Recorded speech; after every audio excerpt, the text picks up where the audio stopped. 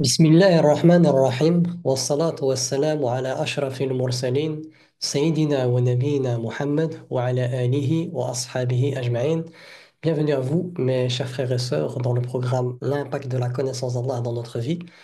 Aujourd'hui, c'est le 31e épisode de ce programme qui est un rêve de croyant. J'implore Allah subhanahu wa ta'ala de pouvoir, par sa grâce, parcourir ses noms et ses attributs avec vous pour qu'on puisse avoir une meilleure opinion de lui à chaque moment de notre vie, pour qu'on puisse le rencontrer dans les meilleures circonstances. Comme avant chaque séance, j'implore Allah subhanahu wa ta'ala, car rien ne peut se faire que par sa permission, et donc par respect pour le droit d'Allah, qui est là, il illallah, il n'y a pas de divinité, ni d'être adoré si ce n'est Allah, et qui incombe de savoir aussi que la hawla wa la quwwata illa billah, il n'y a pas de changement d'état, ni de puissance qu'en Allah. Et donc, comme on vient à ces séances pour pouvoir changer d'état, devenir des personnes meilleures, se purifier spirituellement par la grâce d'Allah subhanahu wa ta'ala, donc on doit implorer Allah subhanahu wa ta'ala et ne pas s'attribuer un pouvoir qui ne nous appartient pas. C'est Allah qui est l'utile absolu, donc c'est très très important d'invoquer Allah, car en invoquant Allah, on reconnaît sa grandeur, sa majesté, sa royauté, sa divinité, son unicité, et en suivant les traces du prophète alayhi salatu wassalam, dans la manière de pratiquer notre religion.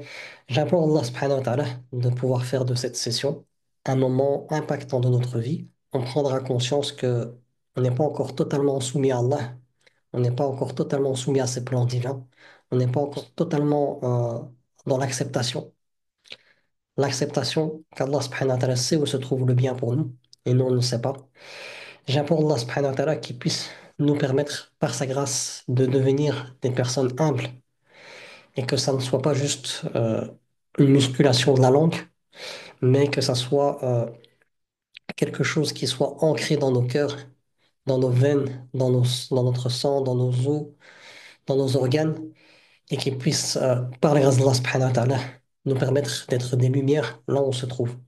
J'implore Allah subhanahu wa ta'ala, la lumière des cieux et de la terre, de pouvoir nous éclairer sur sa grandeur, sa miséricorde, sa majesté, sa bienveillance.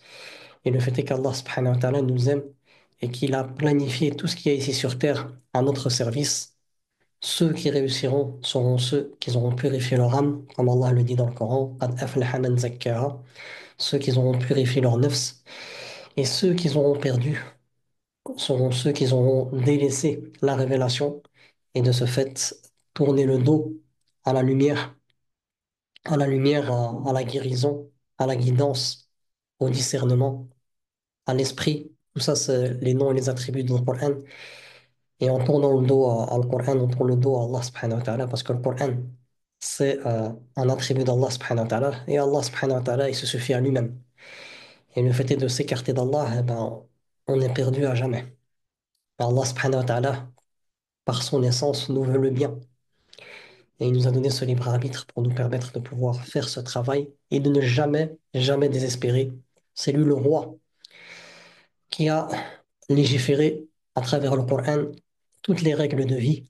Et dans les règles de vie, Allah nous interdit de désespérer de sa miséricorde. Donc cette porte sera toujours ouverte à nous tant que notre âme est encore dans notre corps et que l'un des grands signes de la fin du monde n'est pas encore venu, que le soleil se lève de son couchant. J'implore Allah subhanahu wa ta'ala de pouvoir purifier nos cœurs de toutes ces souillures, de tous ces péchés qu'on fait au quotidien, qui nous empêchent de voir la miséricorde d'Allah, l'amour d'Allah, la bienveillance d'Allah à notre égard. J'implore Allah subhanahu wa ta'ala de nous permettre de l'aimer d'un amour inconditionnel et de pouvoir être reconnaissant pour toutes les causes qu'il a mis à notre disposition pour parvenir à son amour. رب اشرح لي صدري ويسر لي أمري واحلل عقدة من لساني يفقهوا قولي. Donc bienvenue à vous, mes chers frères et sœurs, et notamment pour les personnes pour qui c'est la première fois. Je vous invite dans ce programme qui est un rêve que j'ai de pouvoir parcourir les noms et les attributs d'Allah par sa permission et de prendre conscience de l'impact de ces noms et de ces attributs dans nos vies pour être mené par la grâce d'Allah subhanahu wa ta'ala au plus haut degré spirituel qui est l'ihsan, l'excellence d'adorer Allah comme si on le voyait. Ça, c'est le degré ultime. Mais si on ne parvient pas à voir Allah subhanahu wa ta'ala, eh ben, prendre conscience que lui nous voit, qui est le muraqaba, c'est un degré inférieur. Et le fait est de pouvoir petit à petit prendre conscience des noms d'Allah subhanahu wa ta'ala et faire ce travail pour essayer de voir ces noms se manifester dans notre vie nous permettra, par la grâce d'Allah subhanahu wa ta'ala, d'atteindre ces niveaux-là. Mais si on ne prend pas en considération ce premier pilier de l'islam, qui est l'unicité d'Allah, unifier Allah subhanahu wa ta'ala, la shahada, attester qu'Allah subhanahu wa ta'ala, c'est lui le seul et l'unique, la ilaha illallah, qui est le droit d'Allah, et attester que le prophète Mohammed alayhi salatu wassalam est son serviteur et son messager, qui a eu pour mission de nous montrer comment vivre le droit d'Allah subhanahu wa ta'ala dans tout ce qui régit notre vie. Donc c'est très très important de pouvoir commencer ce cheminement vers Allah subhanahu wa ta'ala et ne pas être désarmé face aux soldats du diable, à Iblis et ses soldats, et de ce fait courir à sa perte. Allah subhanahu wa ta'ala nous permet au quotidien de pouvoir créer un lien très très très très fort avec lui. Mais il nous dit فَمَنْ شَاءَ فَلْيُؤْمِنْ وَمَنْ شَاءَ فَلْيَكْفُرْ. Celui qui veut, celui qui utilise son libre arbitre par la grâce d'Allah subhanahu wa ta'ala trouvera Allah subhanahu wa ta'ala. Mais celui qui utilise son libre arbitre pour autre chose que la voie de son Seigneur, malheureusement, il ne trouvera que de la gêne. وَمَنْ أَعْرَضَ عَنْ ذِكْرِي فَإِنَّ لَهُ مَعِيشَةً ضَنْكًا. Et Allah nous dit, vous ne pourrez vouloir que si Allah veut. Dans le sens, on revient au nom d'Allah al-Hadi. Allah, c'est lui qui accorde la guidance. Donc même si tu veux la guidance pour toi, tu ne pourras pas la trouver seul. C'est ce que ça veut dire. Mais Allah subhanahu wa ta'ala te permet, par sa grâce, de pouvoir l'invoquer. Et c'est lui qui te demande. C'est un ordre d'Allah. Ud'uni astajib lakum. Invoquez-moi et je vous exaucerai. Mais il y a des règles. Il y a des règles pour être exaucé par Allah subhanahu wa ta'ala. Il y a une humilité à avoir, une politesse, un respect pour Allah subhanahu wa ta'ala. La plupart du temps, beaucoup de gens se plaignent de ne pas être exaucés par rapport à leur prière. Et quand on analyse un peu leur manière d'invoquer Allah subhanahu wa ta'ala, c'est une manière vide. Le cœur n'est pas réellement connecté à Allah subhanahu wa ta'ala. Et ce qu'on recherche à travers nos invocations, c'est pas notre foi, c'est pas Allah subhanahu wa ta'ala. Donc il y a beaucoup de choses qui nous empêchent d'être exaucés par Allah. Et Allah subhanahu wa ta'ala, par ses plans divins, nous permet par sa grâce de pouvoir se réformer et de pouvoir, par sa grâce, revenir en fait à cette humilité profonde. Et voilà, moi, je suis un peu touché en ce moment parce que hier, j'ai pu rendre visite à un de mes cousins qui a mon âge, qui a une petite fille et qui a été diagnostiquée, elle a une tumeur. Et de ce fait, ça fait 7 ans qu'elle s'est développée, il ne savait pas. Et récemment, voilà, son bras gauche et son pied, ils l'ont un peu, voilà, ils l'ont lâché. Et son visage commence à gonfler. Et hier, en le visitant, je me dit, Subhanallah, Adem, comment la vie elle est faite. Voilà. Celui qui fait le malin, qui fait l'orgueilleux, qui est plein de glorioles et qui s'obstine à désobéir à Allah subhanahu wa ta'ala, qu'est-ce qu'il attend? Qu'est-ce qu'il attend? Il sait pas que cette vie, elle est fragile. Du jour au lendemain, tu peux tout perdre. La ilaha illallah. Voilà pour mon cousin en question. Allah Mabarak, c'est quelqu'un qui a un très bon comportement, qui est bon envers ses parents. Et subhanallah, le fait est de le voir comme ça. Moi, quand je lui ai rendu visite, je pouvais pas montrer que voilà, j'étais touché du fait de le voir comme ça. Et donc, voilà, j'ai gardé mon sourire et de l'espoir. Je lui dis, t'inquiète pas, regarde. Quand on était petit, toi, par la grâce d'Allah subhanahu wa ta'ala, Allah subhanahu wa ta'ala t'a préservé des maladies et t'as pu me voir, moi, depuis que je suis petit dans les hôpitaux. Tout ce que tu es en train de vivre maintenant, je l'ai vécu. Et c'est pour ça qu'Allah subhanahu wa ta'ala me permet aujourd'hui de pouvoir partager tout ça avec les gens. Et je le voyais, ce paradigme qui était apaisé. Malgré que c'est difficile, etc., j'ai vu, bifadlillah, que cette maladie qui est très grave, hein, donc voilà, c'est quand on voit quelqu'un qui était en bonne santé, après on voit qu'il avance comme un légume, la moitié de son corps comme un légume, ça me touche énormément. Vraiment, c'est un père de famille et sa fille, elle a plus ou moins l'âge de ma fille. Et ce bon, il y a beaucoup de choses voilà, qui s'éveillent spirituellement dans nos cœurs quand on voit ça. Mais alhamdoulilah, par la grâce d'Allah subhanahu wa ta'ala, il est confiant et j'implore Allah subhanahu wa ta'ala que son opération qui se fera la semaine prochaine. Donc on lui ouvrira le crâne et on va l'opérer du cerveau pour enlever cette partie. la tumeur. J'apprends Allah subhanahu wa ta'ala, voilà, que tout se passe bien pour lui ainsi que pour tous nos frères et sœurs croyants qui sont malades. Et là, je reviens à la puissance d'Allah, hein. Quelle puissance? Ça peut être une tumeur, tu peux être paralysé de ton côté gauche de ton corps, mais Allah, il a la puissance de faire de cette maladie qui est en apparence quelque chose de négatif, mais c'est un bienfait caché d'Allah. Et là, je peux le voir. Parce que voilà, ce cousin que j'ai, c'est quelqu'un qui est bon, qui a un bon comportement. Et ça se voit qu'Allah, subhanahu wa ta'ala, à travers ses plans, il veut le chercher. Il l'aime, mais il veut le rechercher. Dans le sens, Allah subhanahu wa ta'ala veut permettre à mon cousin d'aller encore beaucoup plus loin dans sa spiritualité. Donc Allah subhanahu wa ta'ala, il veut le rapprocher de lui. Subhanallah. Et je le vois avec mes propres yeux, je vois comment il parle, voilà, comment il vit son épreuve. Et là, je me dis, c'est trop beau. Et ce cadeau-là, il est offert qu'aux croyants et aux croyantes. Parce que tout ce qui peut nous toucher n'est qu'un bien, parce que celui qui est chargé de la gestion, c'est Allah subhanahu wa ta'ala seul. Et donc voilà, pour la séance d'aujourd'hui, on était arrivé, on est encore à l'unicité d'Allah dans sa seigneurie. On a vu la première sous-catégorie qui est l'unicité d'Allah dans sa création. On a vu aussi l'unicité d'Allah dans sa royauté. Et la semaine passée, on a commencé l'unicité d'Allah dans sa gestion. Et subhanallah, le tawhid, c'est le droit d'Allah subhanahu wa ta'ala. Et le fait est de pouvoir le comprendre.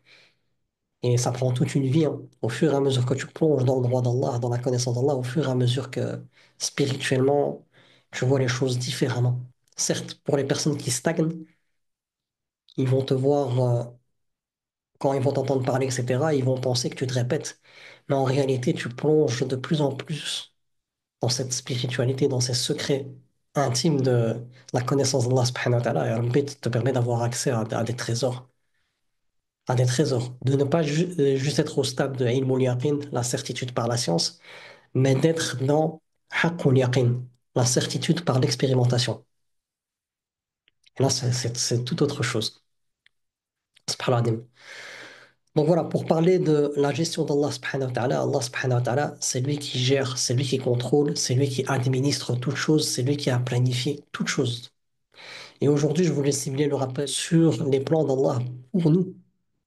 Et notamment, je voulais aborder cette notion d'humilité devant Allah, qu'on n'a pas encore. Qu'Allah subhanahu wa ta'ala puisse nous permettre de l'avoir. Et l'objectif, c'est de pouvoir mettre un peu les pendules à l'heure et de nous calmer un peu, d'arrêter de succomber aux insufflations du diable qui nous poussent à avoir peur et à désespérer d'Allah subhanahu wa ta'ala et à mener une vie pleine de gêne alors qu'Allah t'invite à un paradis ici sur terre. Parce que c'est lui qui a choisi les choses pour toi. Subhanallah. Donc mardi, dans Cure de rappel, j'ai pu évoquer une invocation du prophète alayhi salam qui faisait lors des moments très très très difficiles. Chaque fois que le prophète il avait un moment difficile ou c'était délicat pour lui, etc., il répétait cette invocation, alayhi salatu wassalam. Et cette invocation, c'est Ya hayyu ya qayyum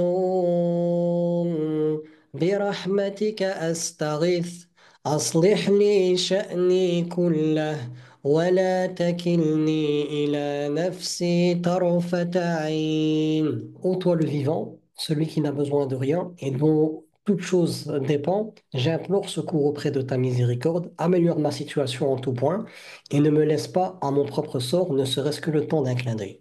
Donc mardi, j'avais déjà parlé de ça, mais là, je vais plonger encore beaucoup plus en profondeur. Et c'est pour vous dire que voilà, on peut revoir deux fois la même chose, mais on peut aller à un level supérieur.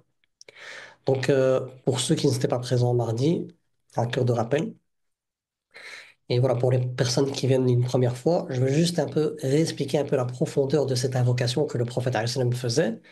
Et puis je veux revenir à cette humilité profonde euh, qu'on doit avoir vis-à-vis d'Allah, parce qu'Allah, c'est lui Al-Qahar, le dominateur suprême, celui qui te contraint à sa volonté. Donc, tu es contraint à la gestion d'Allah, au plan d'Allah, que tu le veuilles ou non.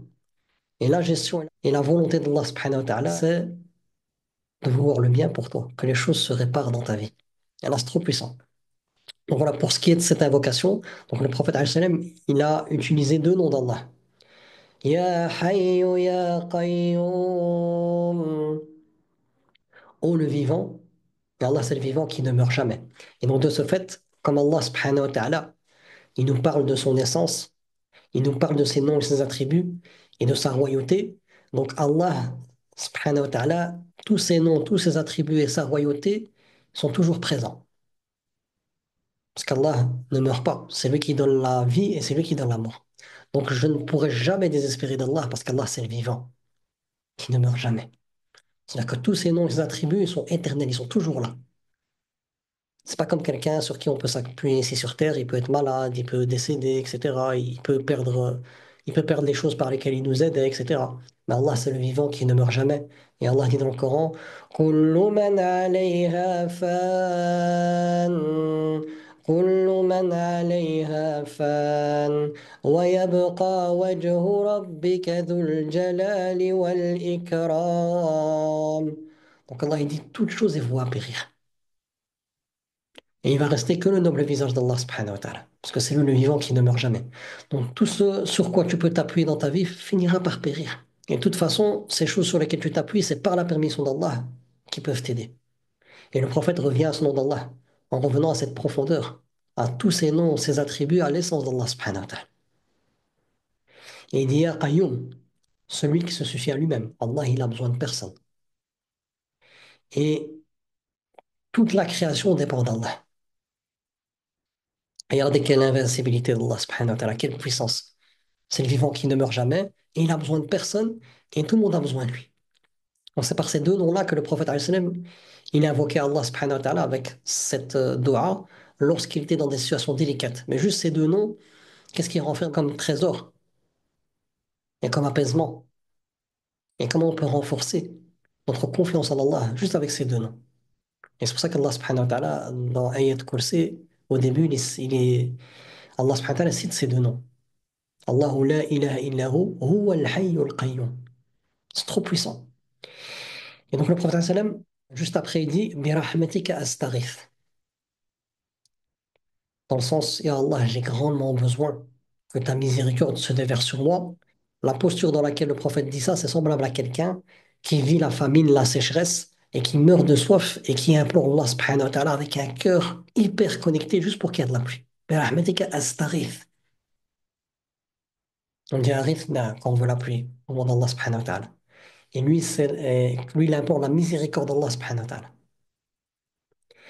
Et puis il dit Allah, Aslihni sha'ni kullah.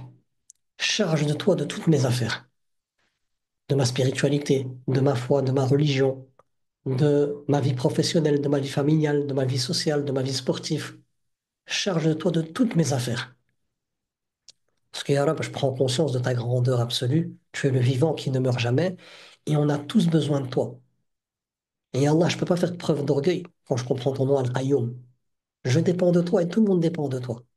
Et sans toi, on est rien. On n'obtiendra rien. Le prophète demande à Allah subhanahu wa ta'ala de se charger de toutes ses affaires. Regardez quelle humilité. Et c'est cette humilité-là dont j'ai envie de vous parler ce soir. C'est que le prophète il dit à Allah, charge-toi de tout. En sens, Ya Rabbi, mon cœur, il vit vraiment la parole La ilaha illallah, avec ces sept conditions, ces trois fondements. J'ai pris conscience que tu étais l'être suprême, Ya Allah. Je me soumets à toi.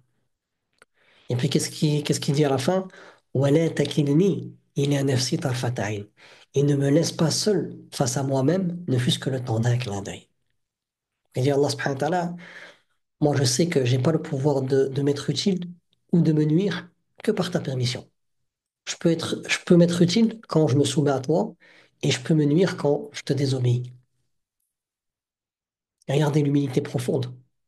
Donc il implore Allah subhanahu wa ta'ala, puis il dit la réalité. Et cette réalité-là, c'est celle-là qu'on va creuser ensemble, c'est voilà, où en est nous par rapport à ça. Donc il dit Allah, charge-toi de tout. Et ne me laisse pas seul face à moi-même, ne fût-ce que le temps d'un clin d'œil. Et le fait est de dire, ne me laisse pas seul face à moi, ne fût-ce que le temps d'un clin d'œil, ça veut dire, B, tes choix, ils sont meilleurs que mes choix. Ne laisse pas mes choix à moi prendre le dessus sur tes choix à toi.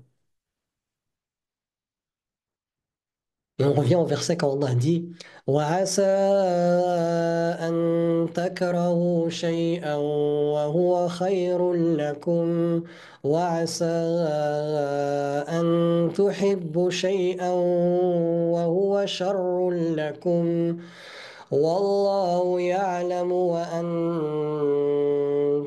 لا تعلمون. Il se peut que tu détestes quelque chose. Et là, c'est ton âme qui le déteste. Mais c'est Allah qui se charge de tout pour toi, si tu t'en remets en lui. Alors que c'est un bien pour toi.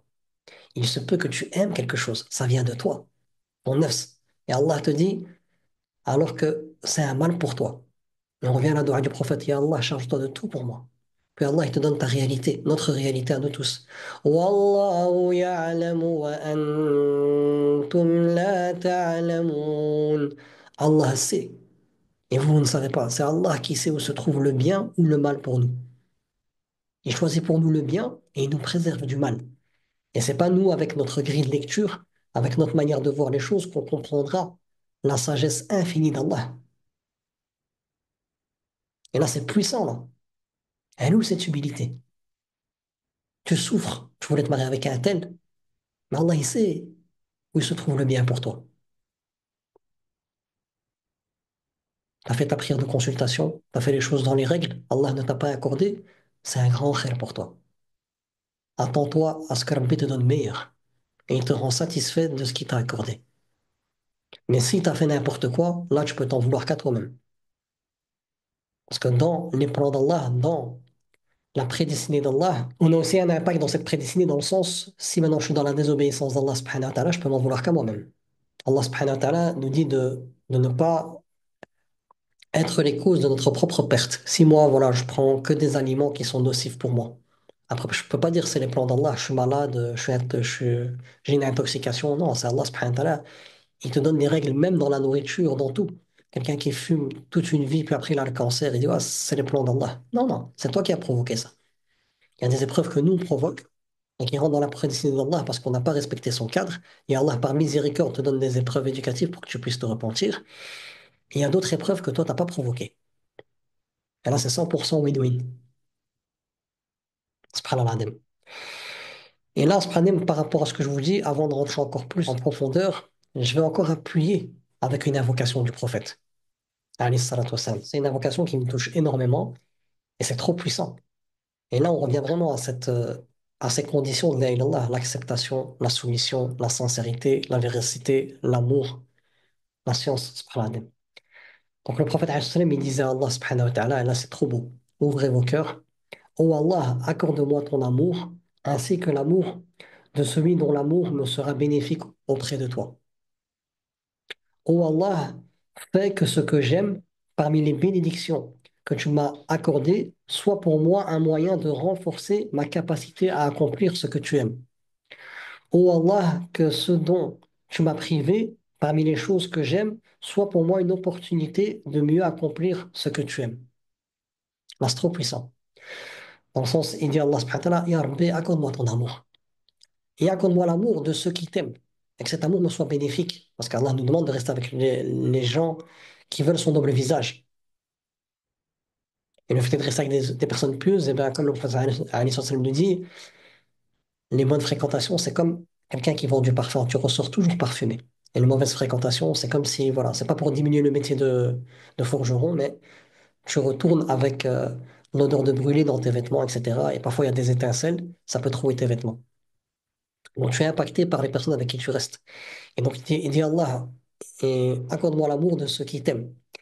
Et après, il dit, Ya Allah, fais en sorte de m'accorder ce que j'aime et fais en sorte que je l'utilise dans ce que toi t'aimes. Est-ce que nous, réellement, quand on invoque Allah pour ce qu'on aime, est-ce que vraiment on veut l'utiliser dans l'obéissance d'Allah? Regardez quel amour, quelle pureté, quelle humilité devant Allah. Alayhi salatu wassalam. Allah, il en a fait notre modèle et tout ce qui sort de la noble bouche du prophète alayhi salam n'est que trésor, n'est que miel et lumière. Je répète encore, hein, et faites le parallèle avec vos vies. Oh Allah, accorde-moi ce que j'aime et fais en sorte que je l'utilise dans ce que toi t'aimes. Combien de gens, ils demandent à Allah subhanahu wa ta'ala d'avoir de l'argent, une fois qu'Allah leur accorde, et ils font n'importe quoi. Combien de gens ils demandent d'avoir un beau corps, ils travaillent à la salle, etc. Après, qu'est-ce qu'ils font? Ils font des choses qu'Allah n'aime pas.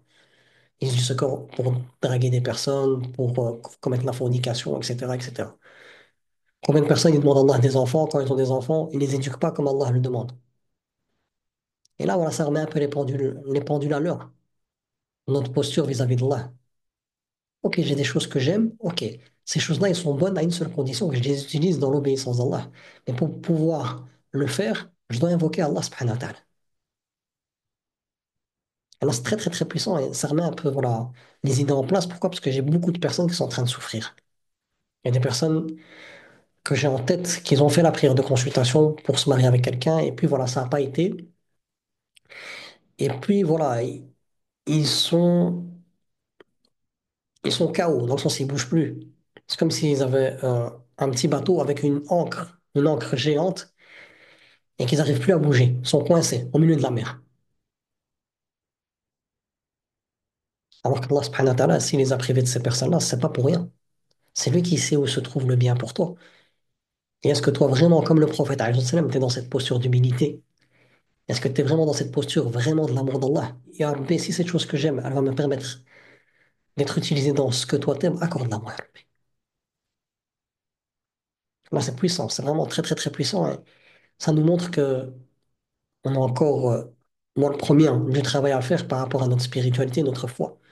Est-ce que vraiment toutes nos invocations, toutes nos vies, dans toutes les sphères de notre vie, est-ce que c'est vraiment Rabbi qu'on veut?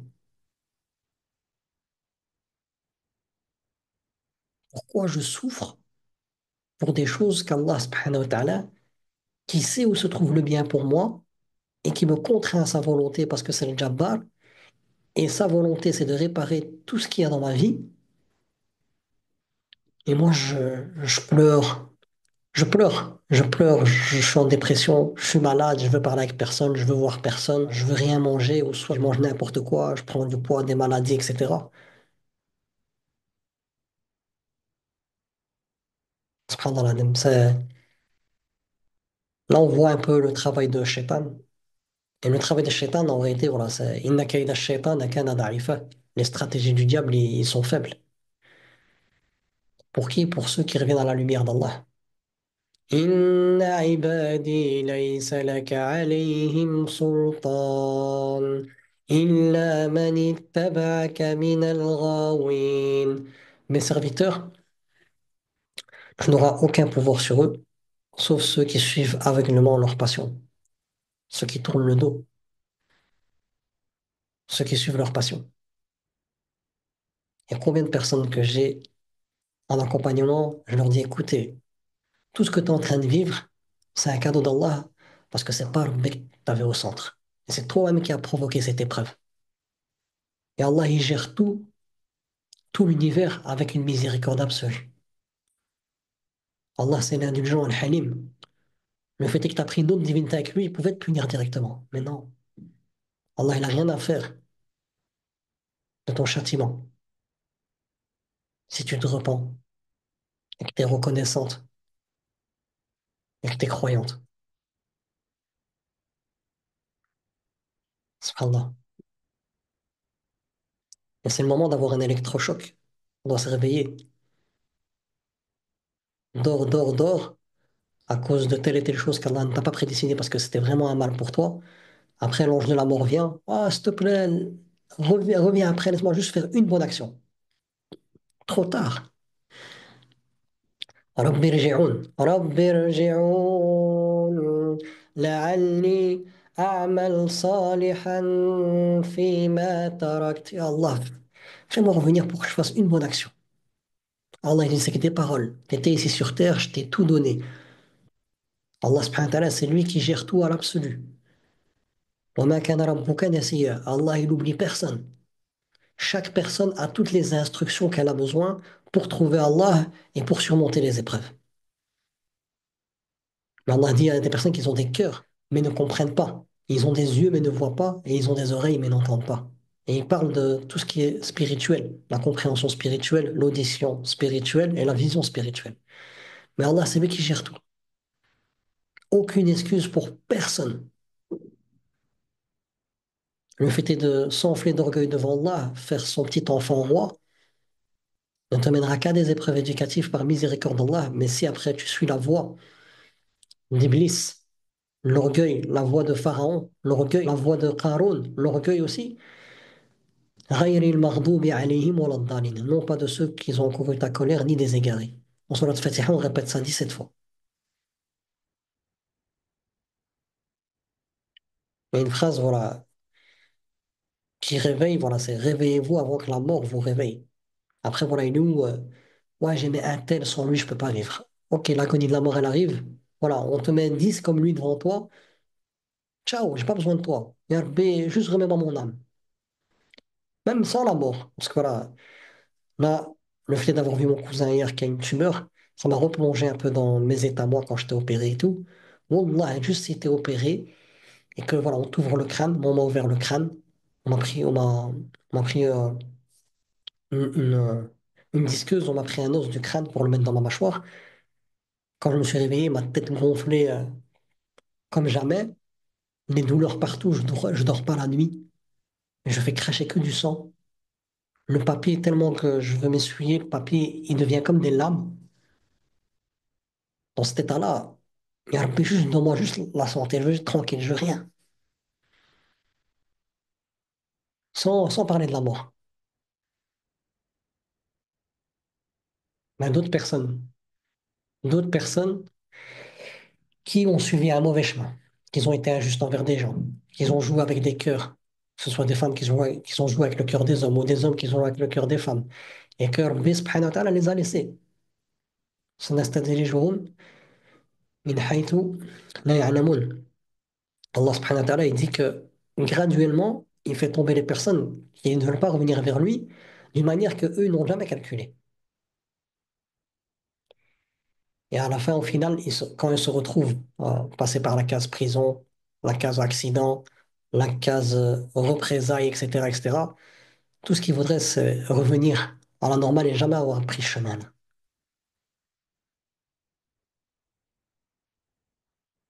Je sais de quoi je vous parle. Je ne rentre pas dans des détails par rapport à ça, mais je sais de quoi je vous parle. Combien de personnes ils ont fait des catastrophes alors qu'on faisait que les appeler à Rabbi subhanahu wa ta'ala. Quand ils se retrouvent après à cette loi d'Allah spirituelle, Allah il dit وَلَن تَجِدَ لِسُنَّةِ اللَّهِ تَبْدِيلًا. Il n'y a pas de changement dans les lois d'Allah quand ils se retrouvent. Dans ce qu'Allah dit وَلَا تَحْسَبَنَّ اللَّهَ غَافِلًا عَمَّا يَعْمَلُ الظَّالِمُونَ إِنَّمَا يُؤَخِّرُهُمْ لِيَوْمٍ تَشْخَصُ فِيهِ الْأَبْصَارُ. Ne pense pas qu'Allah il est inattentif à ceux qui sont injustes. Il leur laisse un délai. Mais quand ça tombe, نبئ عبادي أني أنا الغفور الرحيم وأن عذابي هو العذاب الأليم. Préviens mes serviteurs que c'est moi le grand pardonneur et le tout miséricordieux. Et préviens mes serviteurs que c'est moi le plus dur en châtiment. Et pas jouer avec Allah, pas jouer. Comme Allah nous dit. Allah subhanahu wa ta'ala nous dit dans le noble Coran واعلموا أن الله يعلم ما في أنفسكم فاحذروه. Et sachez, prenez connaissance qu'Allah sait ce qu'il y a dans votre nefs. Prenez garde. Et après, quand on est devant le fait accompli de ce que nos œuvres ont fait juste ici sur terre, avant même la tombe, avant même de rencontrer Allah le jour du jugement dernier et de voir voilà, ce décor qui fait peur le jour du jugement dernier, on va voir des choses, voilà, je vous invite à voir des doros sur le jugement dernier. Juste ici sur terre, quand on est confronté au résultat de ce qu'on a semé comme mauvaise graine, le remords, il est intense. Et parfois, voilà, par miséricorde, Allah subhanahu wa ta'ala, il fait en sorte que l'épreuve éducative, elle descend, mais elle est très, très, très difficile à avaler. Mais c'est un moyen par lequel Allah subhanahu wa ta'ala te réveille parce que ton inconscience a tellement atteint un niveau, son apogée, que le moyen qu'Allah utilise, c'est une épreuve éducative qui descend et qui te brise, qui brise toutes ces couches qui étaient autour de ton cœur. Et que voilà, au point que tu tombes par terre, tu tombes psychologiquement, physiquement, en tous les domaines. Mais si tu as bien compris qui est Allah subhanahu wa ta'ala, à travers cette épreuve éducative, Allah t'invite à revenir. Moi, je vois juste un peu, voilà, dans le quartier où j'ai grandi, dans la banlieue où j'ai grandi en Belgique, à Bruxelles, à Anderlecht. Maintenant, tous les jours, il y a des fusillades. Et c'est nos petits frères. Et le fait de les voir comme ça me touche. Parce que je sais que dans le fond, c'est pas des mauvaises personnes, ils sont juste influencés. Mais c'est Allah subhanahu wa ta'ala qui se charge d'eux. Qu'Allah subhanahu wa ta'ala puisse les guider. Mais quand je vois pourquoi ils donnent leur vie et le fait est qu'il y a des innocents qui meurent, je me dis, subhanallah, ils prennent pas conscience du chemin qu'ils ont pris. Et je repense l'année passée à un frère, donc c'était des mercenaires français, voilà. Des assassins français qu'on a payés, qui sont venus à Bruxelles pour un règlement de compte. Et celui qui devait tuer, eh ben, il avait prêté sa voiture à un ami à lui, qui est père de famille, qui n'a rien à voir avec toutes les histoires. Et ils l'ont attrapé avec une arme de guerre et ils lui ont tiré plusieurs balles au point que, voilà, même la famille, on leur a interdit de voir le corps. Parce que, voilà, on pouvait rien, voilà, c'était de la chair en morceaux partout. Après, subhanallah, Allah subhanahu wa ta'ala, il guide vers l'apogée de la droiture. Et là, on est dans l'apogée du mal. Qu'Allah subhanahu wa ta'ala puisse nous guider. C'est pour ça qu'il voilà, il faut un peu se réveiller à tous les niveaux, hein. Donc, on peut parler aussi de ça, on peut parler aussi des personnes voilà, qui sont là pour détruire des couples, qui sont là pour commettre l'adultère, qui sont là pour voilà, créer de la zizanie entre des familles, etc., etc. Il y a beaucoup de choses qu'on paye cash. Il y a un moment où le diable te met sur un petit nuage. Ouais, t'as fait ça, t'as ta petite dose d'adrénaline, mais quand Allah subhanahu wa ta'ala décrète l'épreuve éducative ou le châtiment, c'est Allah qui décide. Quand ça descend, c'est quelque chose de très, très, très lourd. Très, très, très, très lourd. Et là, la seule chose qu'on peut dire, c'est malheur à moi. Mais tant qu'on est encore sur terre et que l'âme est encore présente dans le corps, même ces personnes-là, Allah leur interdit de désespérer de la miséricorde. Certes, il y aura l'épreuve éducative en conséquence, mais Allah subhanahu wa ta'ala est généreux et il répond au mal par le bien. Parce que c'est le bienfaisant en absolu. Par le repentir de ces personnes-là, ben, il est même capable de transformer tous leurs péchés en hasanat. Ça donne ça donne subhanallah, un bon équilibre. Parce que si on surfe trop sur la vague de la miséricorde, on va lâcher le prise et on aura tendance à faire des choses qui vont nous pousser à des grosses épreuves éducatives. Et nous, on est entre le juste milieu. On sait que c'est Allah subhanahu wa ta'ala qui gère toutes choses et qu'Allah nous a donné un équilibre. Que c'est lui le grand pardonneur, le tout miséricordieux, mais que c'est aussi lui le plus dur en châtiment. Donc je peux amener toutes les tortures qui existent, que l'être humain a pu appliquer sur d'autres êtres humains. Ça représente même pas une poussière dans l'infinité du châtiment d'Allah subhanahu wa ta'ala. Mais Allah subhanahu wa ta'ala, c'est pas ça qu'il veut pour nous. Wallahu yurid an yatuba alaykum. Allah subhanahu wa ta'ala, il veut nous pardonner, il veut nous mener vers notre félicité. Mais tu as ce libre arbitre et c'est toi qui dois te réveiller. Et Allah, comme c'est lui qui gère toutes choses et que c'est lui le miséricordieux absolu, quand il descend le châtiment, il sait pourquoi. Si Pharaon Allah subhanahu wa ta'ala, il a envoyé Moussa et Haroun, un très grand prophète Moussa alayhi salam parmi Umm al-Azm, les cinq plus grands prophètes, accompagné de Haroun qui avait l'éloquence et qui lui a donné plusieurs signes pour qu'il puisse revenir, que dire, voilà, nous, voilà, le commun des mortels. Donc voilà, c'est important de pouvoir prendre conscience que voilà, il faut remettre un peu les pendules à l'heure. Et notamment, voilà, comme le prophète sallam a invoqué Allah, oh Allah, accorde-moi ton amour, l'amour de ceux qui t'aiment, et Allah fait en sorte que, et Allah fait en sorte de m'accorder ce que j'aime et que je le mette au service de ce que tu aimes. Oh Allah, que ce dont tu m'as privé parmi les choses que j'aime soit pour moi une opportunité de mieux accomplir ce que tu aimes. Subhanallah. Donc, ya Rabbi, même si tu m'accordes pas ce que je veux, moi je sais que ce que toi tu veux pour moi, il est encore meilleur que ce que moi je veux. Et fais en sorte, ya Rabbi, que le fait est que je n'ai pas ce que je désire, ça puisse être une opportunité pour moi accroître mon amour pour toi. Parce que tu dis, Ya Rabbi, wa asbagha alaykum ni'amahu zahiratan wa batina. Allah subhanahu wa ta'ala dit qu'il nous a comblé de ses bienfaits apparents et cachés. Et le fait est qu'Allah ne m'a pas accordé ce que je veux, eh ben, ça fait partie d'un bienfait caché d'Allah, parce qu'Allah m'accordera toujours ce qui est meilleur pour moi. Et c'est une invitation à augmenter mon amour pour lui, de prendre en considération ce qu'Allah subhanahu wa ta'ala m'a accordé en dehors de ce que moi j'ai voulu en fait. Toujours avec les règles, bien sûr. Je fais ma prière de consultation et je fais les choses dans le cadre d'un B. Allah ne m'accorde pas ces choses-là, il m'accorde quelque chose d'autre. Et ben Allah subhanahu wa ta'ala, par l'autre chose qu'il t'a accordé, et ben il t'invite à plonger dans sa sagesse absolue.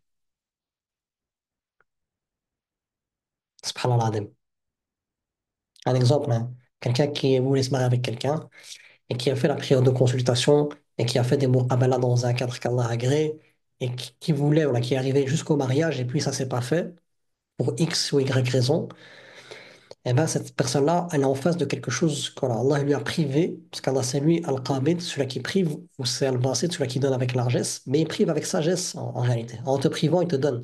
Il te prive de quelque chose que toi tu penses que c'est un bien pour toi, mais ça allait te causer préjudice pour le futur, parce que comme on a dit dans la doua du tout début, Aslihni sha'ni kullah, charge-toi de toutes mes affaires. Donc Allah, il se charge de toi. C'est-à-dire que le prétendant que tu vas avoir, Allah subhanahu wa ta'ala, il planifie pour toi tout, à tous les sphères. Toi, tu vois par exemple juste ta vie amoureuse, oui, voilà, il me plaît physiquement, voilà, il est romantique ou elle est romantique, voilà, il a le corps que je veux, ou elle a le corps que je veux, etc.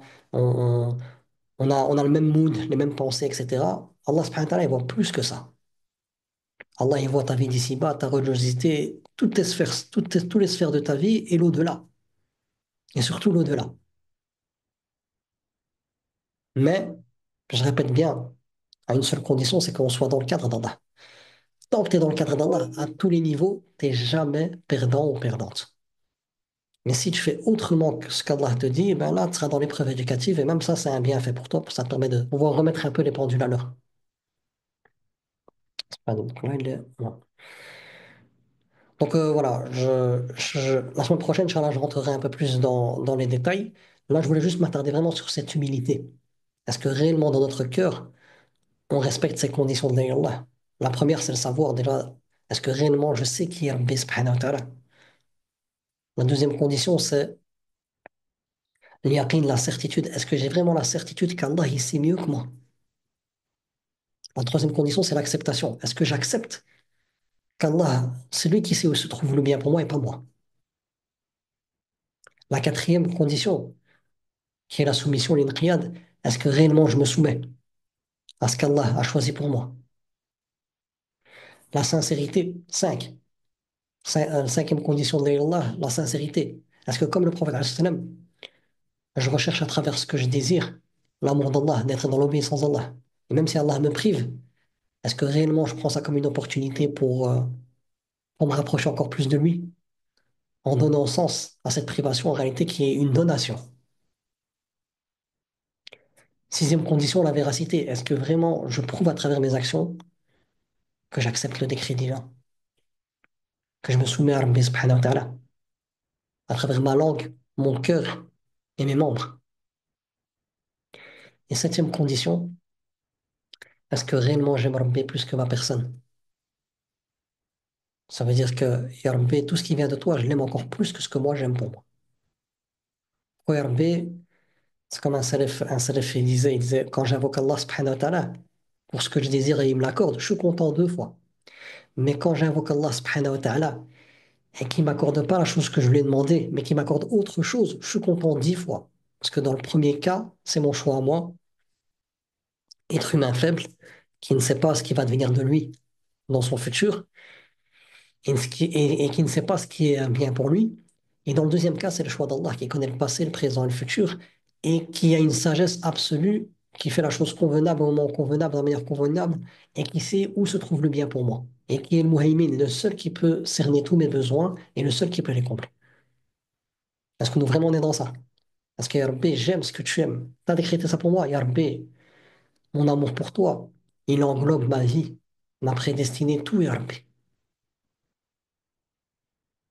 Et là, voilà, c'est un travail à faire. C'est un travail à faire. Donc voilà, comme ça, on perd pas voilà, cette idée principale d'avoir de l'humilité pour Allah subhanahu wa ta'ala par rapport à ses plans. Toute ta vie, ce ne sont que les plans divins, mais il y a des choses qui peuvent changer en fonction de tes choix, de ton libre arbitre. Allah, c'est lui, Al-Qadir, celui qui donne la pleine mesure à toute chose, celui qui est capable de toute chose et celui qui prédestine toute chose. Et dans ta prédestinée, comme j'ai dit là tantôt, si tu désobéis à Allah, tu récoltes obligatoirement une épreuve éducative. Donc il y a des choses que toi-même tu provoques en prenant le mauvais chemin. Tu peux provoquer des bonnes choses ou des choses, voilà, ou des épreuves éducatives, qui est aussi une bonne chose, mais voilà. Après, c'est soit ça serait une épreuve éducative si tu l'acceptes et tu te repens sincèrement et tu te réformes, ou soit ça va être un châtiment si tu restais dans l'état dans lequel tu es ou t'enfonces encore plus. Et le fait d'obéir à Allah subhanahu wa ta'ala, qu'est-ce qui se passe pour toi? C'est que tu es préservé à tous les niveaux. Donc ça impacte aussi ta prédestinée. Et les plans d'Allah, ils dépassent l'entendement. Et c'est ce qu'on va voir la semaine prochaine. La semaine prochaine, je vais donner beaucoup d'exemples à travers le Coran, même à travers voilà, ma vie et des personnes voilà, que j'ai pu avoir en consultation.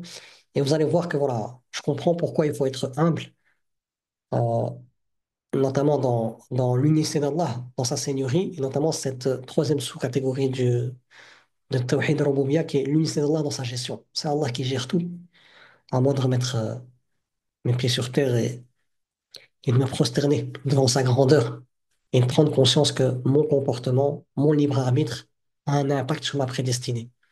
Et si je vois des choses négatives dans ma vie, je ne peux m'en vouloir qu'à moi-même, parce qu'Allah il s'est interdit l'injustice à lui-même. Et à chaque niveau de ma vie, à chaque moment de ma vie, jamais je ne désespère de la miséricorde d'Allah, car dans n'importe quelle circonstance, Allah m'invite à lui. Et là, c'est trop puissant. Donc voilà, subhanallah wa bihamdik, ashhadu an la ilaha illa ant, astaghfiruka wa atubu ilayk. Donc voilà, je ne pourrais pas encore plus plonger en profondeur, comme ça on peut garder cette idée principale. Donc voilà, c'est important, wallah, c'est important de revenir vraiment à la vraie connaissance d'Allah, celle qui impacte les cœurs, les corps, les âmes, les vies, les sociétés, l'univers, subhanallah. En dehors de ça, voilà, on est nulle part. On est nulle part et on peut déjà voir beaucoup de catastrophes naturelles se passer, des poissons qui sont normalement dans les profondeurs, dans les abysses, qui remontent en surface, etc. On voit des tremblements de terre, des catastrophes naturelles un peu partout. Tout ça, c'est de la miséricorde d'Allah pour que les doués d'intelligence puissent se réveiller et se repentir.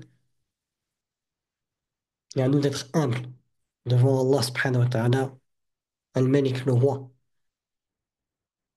celui qui a entre ses mains la royauté et qui se charge de la gestion de tout l'univers avec une miséricorde absolue, une sagesse absolue, une indulgence absolue et aussi avec une justice absolue. Et à nous de rechercher secours auprès d'Allah en se détachant de nos personnes et en s'attachant qu'à Allah. Donc voilà. Donc, je ne sais pas si quelqu'un veut rebondir. Ma période de Hida s'est terminée il y a quelques jours. Et subhanallah, c'était une introspection très très forte, dans le Ah, sens où ça, le mari de Diary, est ça décédé. fait 4 mois et 20 jours maintenant, du coup. Allah yarhamou. Amin ya Rab. Et donc, du coup, donc la période de Hida, quand elle est arrivée, enfin, quand elle est arrivée à son terme, on va dire, ça m'a mis un coup au moral, dans le sens où bah, c'est fini, en fait. C'est vraiment fini. On prend conscience qu'il y a la mort, mais on prend conscience que cette partie, il y a quelque chose qui s'éteint vraiment à l'intérieur, en fait. Le corps, il réagit et tout. Et cette invocation, moi, je l'aime beaucoup. Je la récite, elle fait partie des invocations du matin et du soir.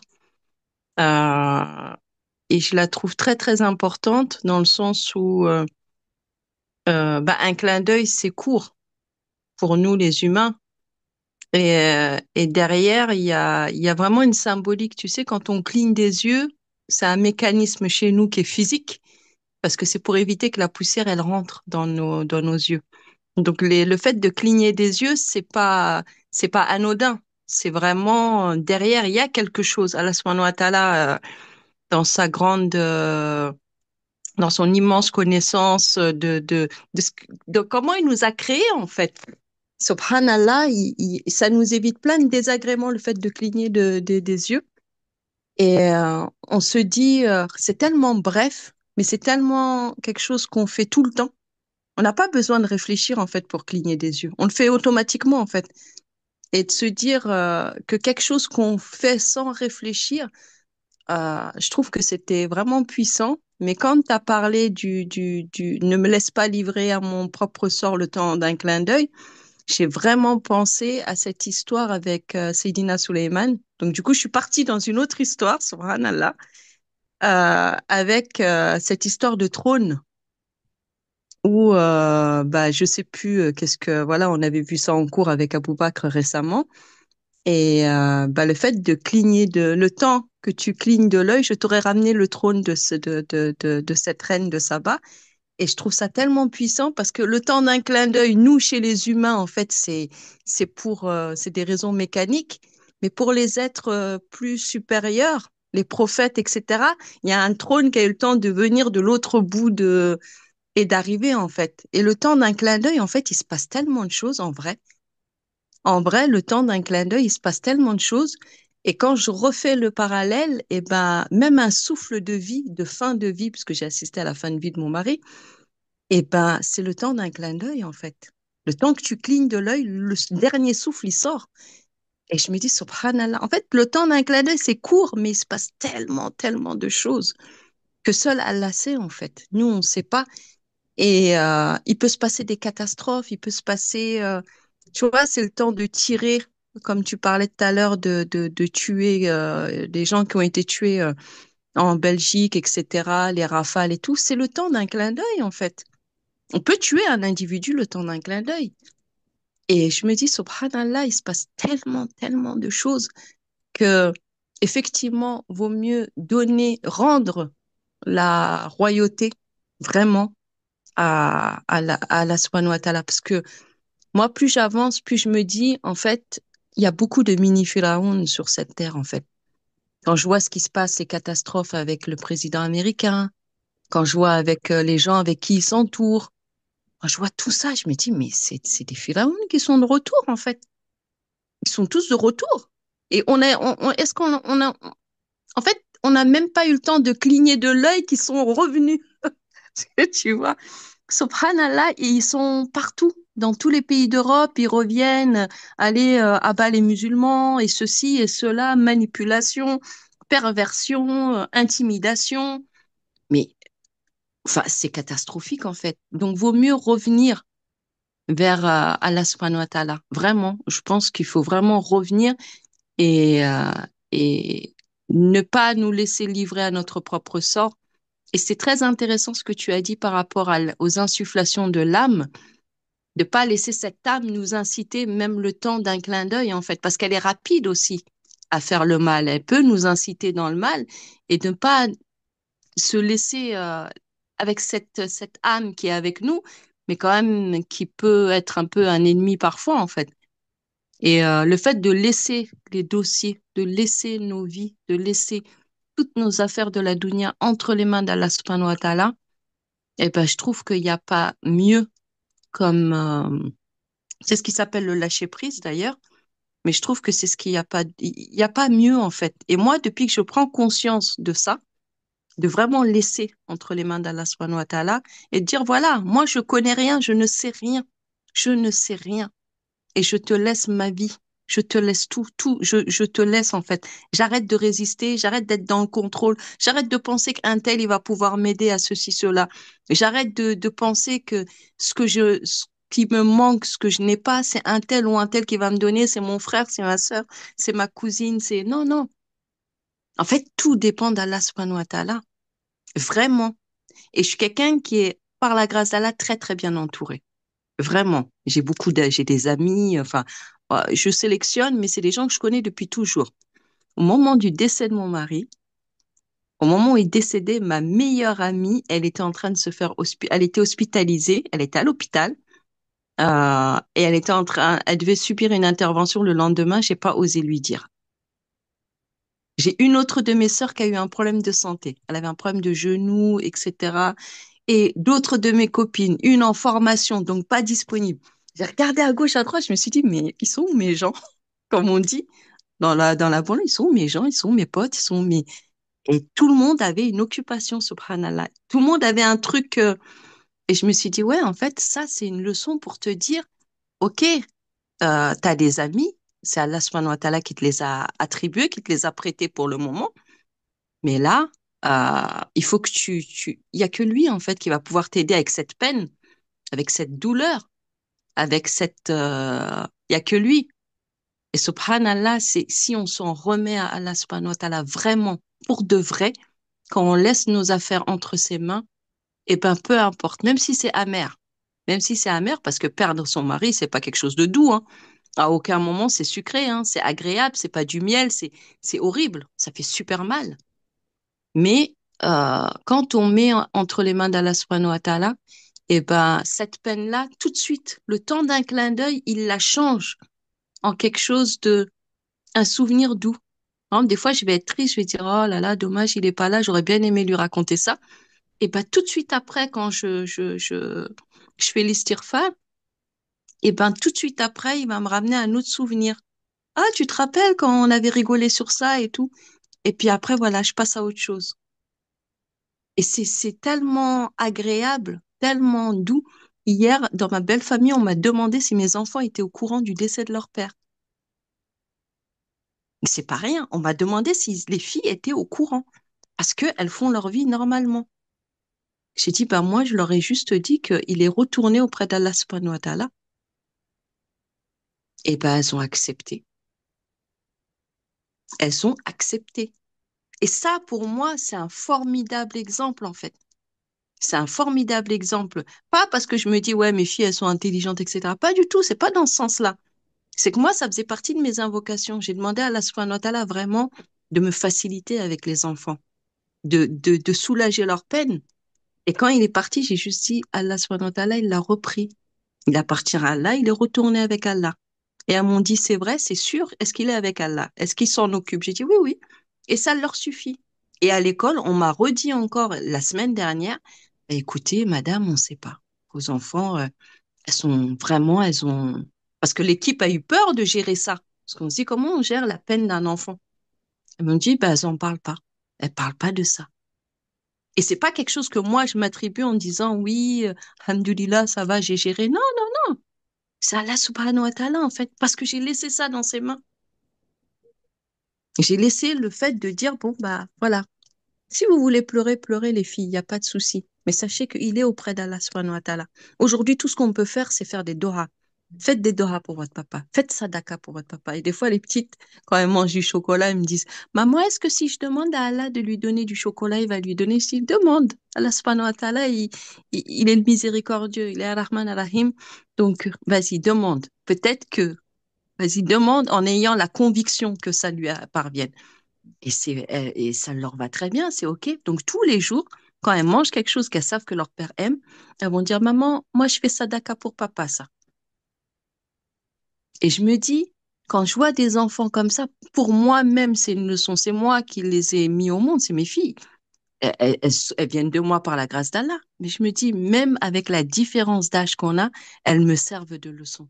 Je me dis, si elles réagissent comme ça par la grâce d'Allah, moi, je dois réagir comment? Je me dois d'être encore, de tenir, parce que je me dis, ouais, subhanallah. Et par ce biais-là, Allah me montre, voilà, tu laisses les choses entre mes mains, voilà, je vais te rassurer, je vais te combler. Donc, à chaque fois, je lui demande à Allah subhanahu wa ta'ala de me rassurer dans mes peines, dans mes angoisses, dans mes peurs, dans mes craintes. Soulage-moi, rassure-moi. Parce que je sais qu'il n'y a que toi qui peux me rassurer. J'ai des amis, j'ai des gens, alhamdoulillahi rabbil alamin. Il m'a mis plein de gens autour de moi, mais je sais que c'est le seul qui peut vraiment me comprendre. C'est le seul qui sait ce que je vis.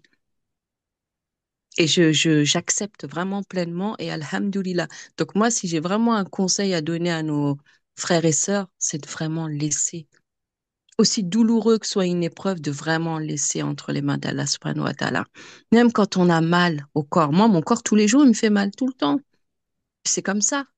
Mais j'accepte. Je me dis, Ya Rab, c'est toi qui sais pourquoi j'ai mal. Et que ça puisse être une cause d'expiation de mes péchés, ça puisse être une cause d'élévation spirituelle. Mais vraiment.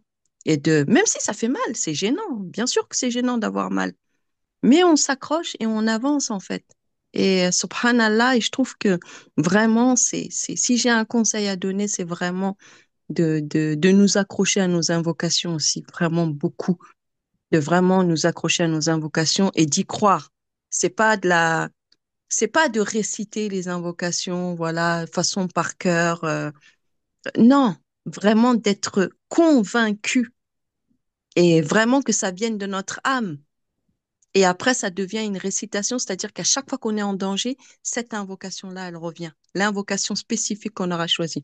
En ce moment, moi, mon invocation, c'est l'invocation de Seydina Moussa, quand il a quitté l'Égypte et qu'il était poursuivi. C'est une invocation que j'aime énormément. Et Allahumma anta rabbi. Non, alors attends, je sais même plus, du coup, je suis embrouillée là. Quand Allah subhanahu wa ta'ala a permis d'ouvrir la mer en deux, Non, quand il et- s'est retrouvé avant d'arriver à Madiane et qu'il s'est retrouvé un peu avant d'avoir les filles Hmm. qui l'a aidé au puits et qui lui ont proposé du travail. Enfin, le père a proposé le travail, une Allah, femme. inni ma anzalta ilayya Rabbi khayrin inni faqir. lima anzalta ilayya min khairil fakir. Pardon. Parce que des fois, je m'embrouille dans les invocations. Et c'est une invocation, quand je la récite, je la sens dans mon âme, en fait. Parce que vraiment, j'ai vraiment l'impression d'être démunie. Vraiment. Juste Et la traduire, juste la traduire comme ça, les gens qui comprennent pas l'arabe peuvent la oui, comprendre. oui, oui, vas-y, vas-y. Donc, oh Allah, je me sens pauvre du bien que tu as pu décréter sur moi. Rabbi inni lima anzalta ilayya min khayrin faqir. Allah, dans le sens, et Allah, j'ai grandement besoin du bien que tu as prédestiné pour moi. Exactement. Ouais, exactement. Et je la trouve tellement forte. Elle est tellement forte parce que par ce biais-là, il a quand même trouvé une femme, du travail, et puis bah, du coup une famille, un secours, un toit, euh, et, La et prophétie. vraiment, alhamdoulilah en fait, alhamdoulilah. Et je trouve que c'est vraiment important de vraiment de ressentir en fait, de vraiment essayer de ressentir ces invocations dans son âme, dans son cœur, dans son corps, de vraiment vibrer cette invocation-là, quitte à la répéter plusieurs fois, plusieurs fois, plusieurs fois. Peu importe l'invocation qu'on récite, mais de vraiment le sentir, que ce soit pas comme voilà, comme quand on fait la prière parfois, la sourate Al-Fatiha, on la connaît par cœur, donc limite on la pense pas, on la sent pas, on la vibre pas, et je trouve que vraiment c'est super important. Donc voilà, je vais pas faire trop long. Barakallahu fi. Pardonnez-moi si c'est trop long parce que je mets des virgules. Je suis comme je suis comme mon prof, des virgules. Barakallahu fi. Non, on ressent que ça vient du plus profond de ton cœur et c'est ça. C'est quand tu vis quelque chose, la manière dont tu la transmets, elle est beaucoup plus puissante que quelqu'un qui a juste appris ça par l'intermédiaire d'un dars ou de quelqu'un. Le fait est quand nous on vit ces choses-là, quand on le partage, on ressent la charge psychologique qui va avec en fait. Mm, mm. Ouais, vraiment. En tout Mais cas, barakallah barakallahu fi. aussi, en tout cas. Même par Aussi, rapport baraka. à ce que tu as dit, quand un clin d'œil, je me souviens d'un ami à moi, c'était, voilà, j'étais au travail, je travaillais avant dans les transports en commun à Bruxelles, j'étais conducteur de métro, Mm, et il y avait un ami à moi qui travaillait dans la sécurité qui me parlait, il y avait quelqu'un qui s'est proposé à lui pour faire la fornication, et il m'a dit le raisonnement dans ma tête, il s'est fait en un clin d'œil. C'est-à-dire que le temps d'un clin d'œil, c'est comme si mm, quelqu'un s'arrêtait et il a vu les deux, voilà, les deux réponses qu'il peut avoir et ce qui peut en découler. mm, Et par la grâce d'Allah subhanahu wa ta'ala, il a fait le bon choix. Et c'est comme tu dis, voilà, en l'espace d'un clin d'œil, il peut se passer beaucoup de choses. Et c'est pour ça que le mm. prophète dit, Ya Rabbi, charge-toi de tout pour moi. Et ne me laisse pas seul face à moi-même le plus longtemps que d'un clin d'œil. Et ça renferme aussi notre petitesse. Comment tu peux t'enfler d'orgueil Exactement. Mm, alors que tout ton corps, c'est Allah qui le gère, en fait. Donc si mm, Allah te laisse seul face à toi-même, tes yeux vont pas fonctionner, tes reins vont pas fonctionner, ton pancréas va mm, pas fonctionner, ton foie va pas fonctionner, ta circulation du sang va pas fonctionner, ton cerveau va pas fonctionner. T'es inerte, t'es vide. Exactement. C'est pour ça que On est voilà, vraiment rien. c'est ça pour ça que la semaine prochaine, Inch'Allah, on va essayer de rentrer encore plus en profondeur. Et notamment, on va essayer de plonger dans nos histoires. Bon, je vais vous donner aussi un petit aperçu du nouveau programme que j'ai mis aussi en place, Tawhid Therapy, où vous allez voir, Spradim, que quand on donne pas sens à des épreuves qui ont été choisies par Allah, qui est le Mudabbir, le planificateur, celui-là qui gère tout l'univers, donc si tu as éprouvé par telle et telle chose, c'est pour un grand bien. Et le fait de ne pas donner sens à cette épreuve-là, ça va développer en toi un mécanisme de défense qui par la suite va t'empêcher de vivre la ilaha. Je donne un exemple, hein. Quelqu'un qui a vécu la trahison, qu'est-ce qui va se passer s'il donne pas sens à son épreuve? Par la permission d'Allah, grâce à la révélation, grâce à la connaissance d'Allah subhanahu wa ta'ala, qu'est-ce qui va se passer? Il va développer le mécanisme de défense qui est le contrôle. Cette personne-là, comme elle s'est fait trahir, elle voudra tout contrôler pour ne pas se faire trahir. Et le fait est quand je contrôle toute chose, eh ben, c'est à l'inverse du tawhid al-rububiyyah. C'est Allah qui contrôle toute chose, c'est lui qui gère toute chose. Donc de ce fait, tu ne pourras pas vivre la ilaha illallah. Et le fait est de donner sens à son épreuve, ça te permet de ne plus avoir ce mécanisme de défense qui t'empêche d'être vrai avec Allah subhanahu wa ta'ala. Ainsi de suite avec toutes les sortes de blessures qu'on peut avoir, hein. Il y a plusieurs mécanismes de défense qui nous empêchent de vivre réellement la ilaha illallah avec ces trois fondements et c'est cette condition. Et donc voilà, ça c'est un vrai travail auquel Allah subhanahu wa ta'ala nous invite, hein. C'est pour ça qu'Allah il dit, a certes réussi celui qui purifie son nefs. Et le nefs, il y a huit sens. Et là, le sens voulu, c'est son être, ton intérieur et ton extérieur. Et à certes perdu celui-là qui la délaisse. Et dans ton nefs, ton être, eh ben, c'est aussi ton passé, tes épreuves. Si tu donnes pas sens à tes épreuves, qu'est-ce qui va se passer? Tu vas développer que des masques qui vont t'empêcher d'être vrai avec Allah subhanahu wa ta'ala. Alors qu'en réalité, quand tu sais que ton épreuve vient d'Allah, et tu sais vers quoi Allah subhanahu wa ta'ala veut te mener à travers cette épreuve éducative qu'il t'a donnée, tu n'as pas besoin de mécanisme de défense. Parce que tout ce qui vient d'Allah, c'est des choses à accepter. Et Allah ne te mènera que vers un grand bien. Et le fait est de vivre, par exemple, voilà, cette épreuve de la trahison, ah ben, qu'est-ce qui se passe? Normalement, ça doit créer en toi, si tu reviens à la connaissance d'Allah, ça doit créer en toi une confiance absolue en Allah. C'est-à-dire que je me détache de tous les êtres humains, le seul en qui j'ai confiance, c'est Allah. Et ma confiance en Allah, elle m'éduque dans mon quotidien à faire les choses dans le cadre d'Allah et pas autrement. Ok, j'emprunte de l'argent, Allah subhanahu wa ta'ala, il me demande en surat Baqarah de pouvoir noter. Je note. Je fais confiance à Allah. Tout ce qu'Allah il me dit, c'est ça la vraie confiance en fait. Mais si voilà, moi je fais d'un être humain le centre de ma vie, l'être humain il est faible. Le jour au lendemain, il peut tomber dans des trucs, vous allez être déçus, etc. Puis après voilà. Donc chaque épreuve, c'est une invitation à se reconnecter fortement à Rabbi subhanahu wa ta'ala.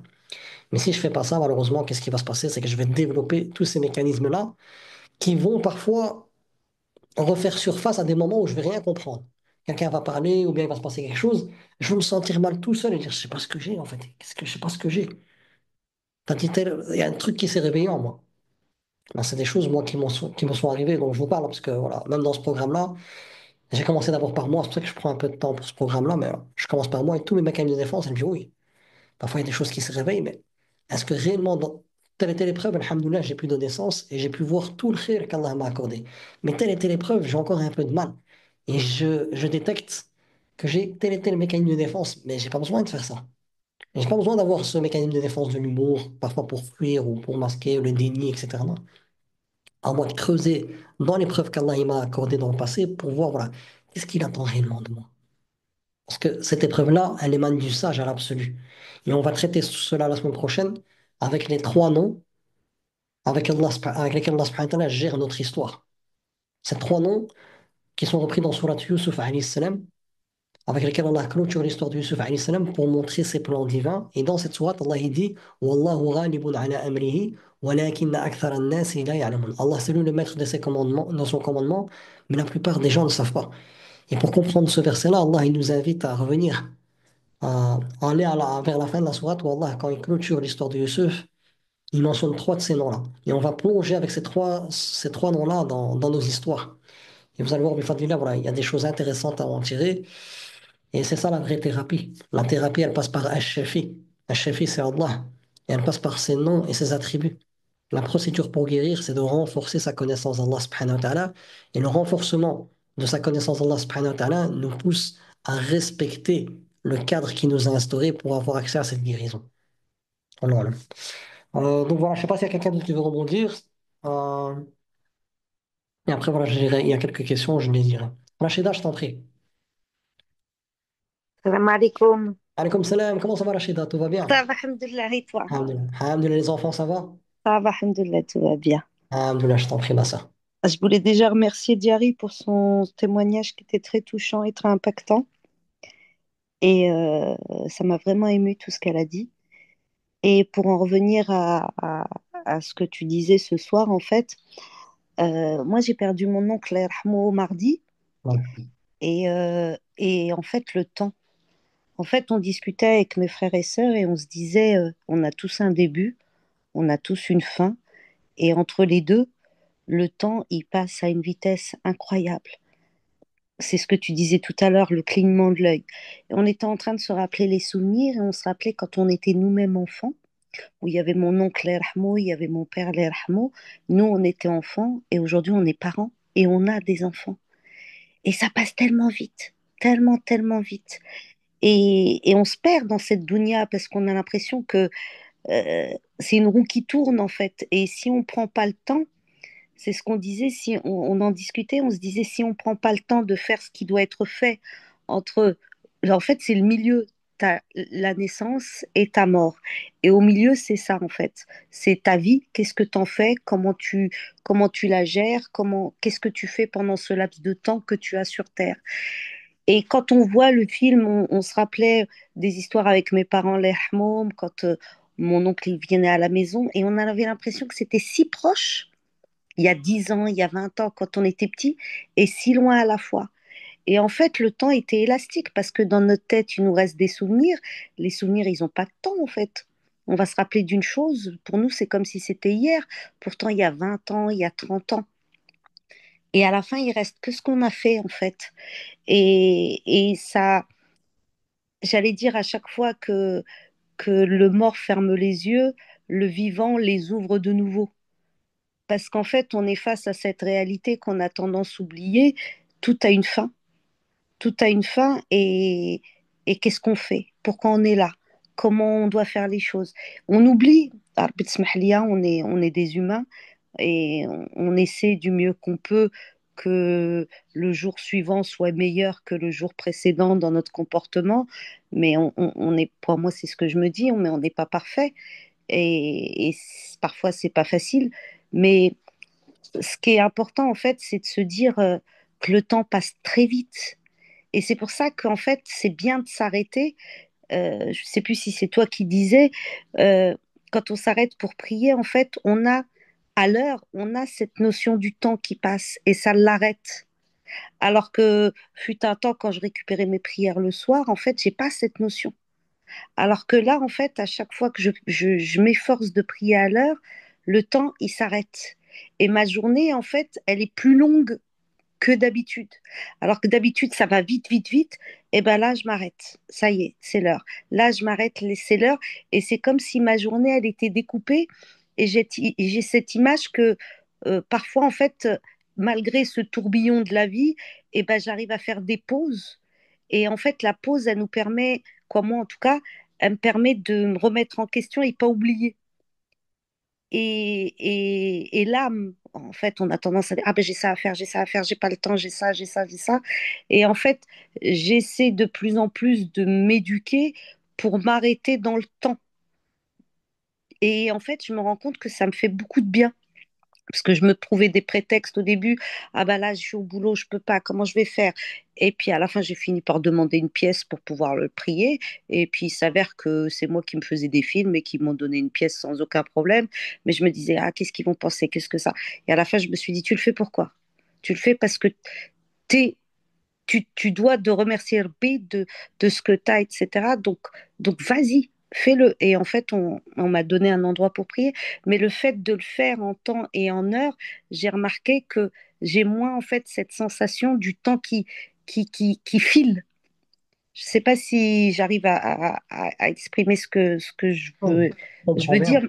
mais en fait, c'est tout ça pour dire que quand tu dis que tout passe en un claquement d'œil, Dieu, ouais, Dieu, et en fait, c'est ça. Et si nous-mêmes, on ne s'arrête pas, et ben la vie, elle continue d'aller très, très, très vite et on est même happé par cette vie. Et au bout de 2 mois, 3 mois, on se lève, on se dit, mais merde, j'ai fait quoi? J'étais dans un tourbillon, mais le temps, en attendant, il passe. Donc, si je mets pas en place des choses le temps, il continue de tourner, d'avancer malgré tout. Donc, si moi-même, je mets pas en place des choses, des péages pendant ce temps, et ben, le temps, il défile. Donc, à moi de mettre en place des systèmes de péage pour pouvoir faire ce que j'ai envie de faire. Et malgré le temps qui passe, ben, j'ai fait ce que j'avais envie de faire et ce que je me dois de faire. Voilà. Barakallahu fik, ma sœur Rachida. Comme d'habitude, voilà, très profond. Comme tu dis, voilà, le temps il passe très très très vite et si on ne prend pas conscience, si on reste encore anesthésié à l'insouciance, il y a des gens qui se réveillent à 60 ans, il y en a qui se réveillent, il y a des personnes qui se réveillent à 40 ans, il y en a qui se réveillent à la mort. Qu'Allah subhanahu wa ta'ala puisse réveiller nos cœurs. C'est pour ça que voilà, je vous ai dit que cette séance-là, par la grâce d'Allah subhanahu wa ta'ala, si Allah le décrète pour nous, c'est comme un petit, voilà, une petite secousse pour pouvoir se réveiller, prendre conscience que voilà, Rabbi subhanahu wa ta'ala est là et je ne dois pas l'oublier. Et Allah nous dit, ne soyez pas comme ceux qui ont oublié Allah. De ce fait, Allah leur a fait oublier leur propre personne. Donc à nous de revenir à Allah subhanahu wa ta'ala. Et revenir à Allah, ça veut dire revenir à son droit. Et revenir au droit d'Allah, c'est revenir à la connaissance d'Allah. Et revenir à la connaissance d'Allah, c'est revenir à la révélation. Et revenir à la révélation, c'est revenir au prophète, alayhi salam. Et subhanallah, voilà, c'est important voilà, de pouvoir s'investir, hein. Donc, voilà, vous êtes, la plupart des personnes, on est tous dans les réseaux sociaux et vous voyez voilà, ce qu'on nous propose comme absurdité aujourd'hui. On élève des personnes, on met des personnes très très haut socialement, alors que voilà, ce soit des personnes qui font des choses qu'Allah déteste. Voilà, je ne vais même pas rentrer dans les détails, hein, qu'Allah puisse les guider, mais voilà. Il y a un travail qui est fait par Shaitan et ses soldats pour inverser en fait la manière de voir les choses. Qu'Allah subhanahu wa ta'ala puisse nous préserver. Te facilite. Tu m'as mis les larmes aux yeux. Alhamdoulilah, j'aurais une question par rapport à ce que tu as évoqué sur le libre arbitre. Comment tu les définis et tu l'appliques au quotidien? Le libre arbitre, ça consiste simplement à faire des choix. Il y a des choses qu'Allah subhanahu wa ta'ala t'impose et ça, tu peux rien contre cela. Mais Allah t'a donné ce libre arbitre que les cieux et la terre, les montagnes ont refusé et que nous, on a accepté. Et en fait, le libre arbitre, il consiste juste en des choix. Soit choisir de faire les choses dans le cadre d'Allah, ou soit faire les choses comme bon me semble, en fait, en dehors du cadre d'Allah. C'est ça le libre arbitre, en fait. C'est des choix. Toute ta vie ne sont que des choix. Tu es comme dans un train, il y a les rails, donc tu peux pas sortir de la prédestinée de la volonté d'Allah subhanahu wa ta'ala, mais à chaque station, ce train s'arrête à des stations qui sont les épreuves du bien et du mal, dans lesquelles tu as le choix de t'en remettre en Allah subhanahu wa ta'ala et de te soumettre à Allah ou soit de faire autre chose. L'inverse. Qu'Allah subhanahu wa ta'ala puisse nous permettre de pouvoir utiliser toujours notre libre arbitre de la meilleure des manières et que le côté de notre âme, de notre nafs, le côté taqwa, le côté piété, puisse reprendre l'autorité totale sur notre âme afin que le mauvais côté de notre âme puisse lui obéir. Barakallahu fik pour ces cours, je dis une vraie dose de bien-être, qu'Allah te préserve, Suleiman, ainsi que tous les membres. Amin, barakallahu fik diari, et shukran pour ton témoignage profond, et qu'Allah fasse miséricorde à ton mari, et qu'Allah fasse en sorte que tes enfants soient une source de réjouissance pour tes yeux, et que vous puissiez être réunis au paradis, toi et tous ceux que t'aimes. Ici Nadia dit, salam alaikum wa rahmatullahi wa barakatuh. Est-ce que ces lives Zoom sont ouverts à tous ou c'est privé? En fait, une fois par mois, quand je le peux, j'invite, j'ouvre à tout le monde. Mais sinon, voilà, c'est des cours privés, donc voilà, vous pouvez vous inscrire, hein. Donc, si c'est juste pour voir un peu, voilà, en quoi consiste le travail qu'Allah me permet de faire. Voilà, pour ceux qui sont intéressés, il y a déjà, en fait, chaque cours, ils sont enregistrés et ils sont dans une plateforme. Donc, vous pourrez revoir les 30 derniers cours qu'on a fait. Et en fait, voilà, c'est un projet pour moi voilà, que j'implore le subhanahu wa ta'ala qui puisse me permettre de le faire jusqu'à la fin de ma vie, parce que pour parcourir tous les noms et les attributs d'Allah et l'impact qu'ils ont dans notre vie, ben, c'est quelque chose qui ne s'arrête pas en fait. Et tant qu'Allah me le permettra, voilà, je le ferai. Donc, voilà. Ici, assalamu alaikum, y aura-t-il un replay? Oui, Sabrina, il y aura un replay, Inch'Allah, et je vous le mettrai comme c'est ouvert à tout le monde, je le mettrai sur YouTube et j'enverrai le lien dans le groupe Telegram de l'invitation. Euh, Assalamu alaikum. Peut-on être heureux dans la dunya? Et est-ce le fait de rechercher ce bien-être dans la dunya avant l'au-delà, est-ce possible? Comment traverser les émotions négatives, tristesse, culpabilité, patienter? Mais ça veut dire subir. Déjà, il faut comprendre que Rabbi subhanahu wa ta'ala, quand il parle du Coran, il dit ما أنزلنا عليك القرآن لتشقى. Allah il dit qu'il n'a pas envoyé le Coran sur le prophète sallam pour qu'on soit malheureux. Donc Allah subhanahu wa ta'ala, il veut que tu goûtes au vrai bonheur. Et le bonheur, c'est pas la société moderne qui nous définit c'est quoi le bonheur, parce qu'on nous arnaque. Le bonheur, c'est Allah subhanahu wa ta'ala qui nous le définit à travers la révélation. Et comme tu dis, voilà, comment traverser les émotions négatives, tristesse et tout, Allah il dit qu'il a envoyé le Coran, لَعَلَّكُمْ تَعْقِلُونَ, c'est dans Surat Yusuf. Et ta'qilun, c'est le fait de pouvoir contrôler, diriger ces émotions qui viennent naturellement. Donc Allah subhanahu wa ta'ala, par la foi, le fait de vivre la révélation, Allah te permet de passer, alhamdoulilah, dans toutes tes épreuves, toutes tes émotions, quelque chose de positif qui t'amène à te rapprocher d'Allah. Là, tu parles de la tristesse. Là, on revient à Sidna Yaqub, qui a été éprouvé aussi par une grande tristesse, tellement qu'il était triste, il a perdu la vue. Mais ça n'a fait qu'accroître sa bonne opinion d'Allah. Donc, le fait est d'avoir cette connaissance d'Allah et le prisme qu'Allah donne de la vie, les règles de la vie qu'Allah donne dans le noble Coran, ça te permet d'avoir un apaisement parce que tu sais que celui qui est derrière euh, toutes ces choses qui se passent dans ma vie, c'est Allah subhanahu wa ta'ala. Et Allah, il s'est interdit l'injustice à lui-même. Et Allah nous dit Inna Allah la yadlimu an-nasa shay'a walakinna an-nasa anfusahum yadlimun. Allah dit qu'il n'est pas injuste envers les gens, mais c'est les gens qui sont injustes envers eux-mêmes.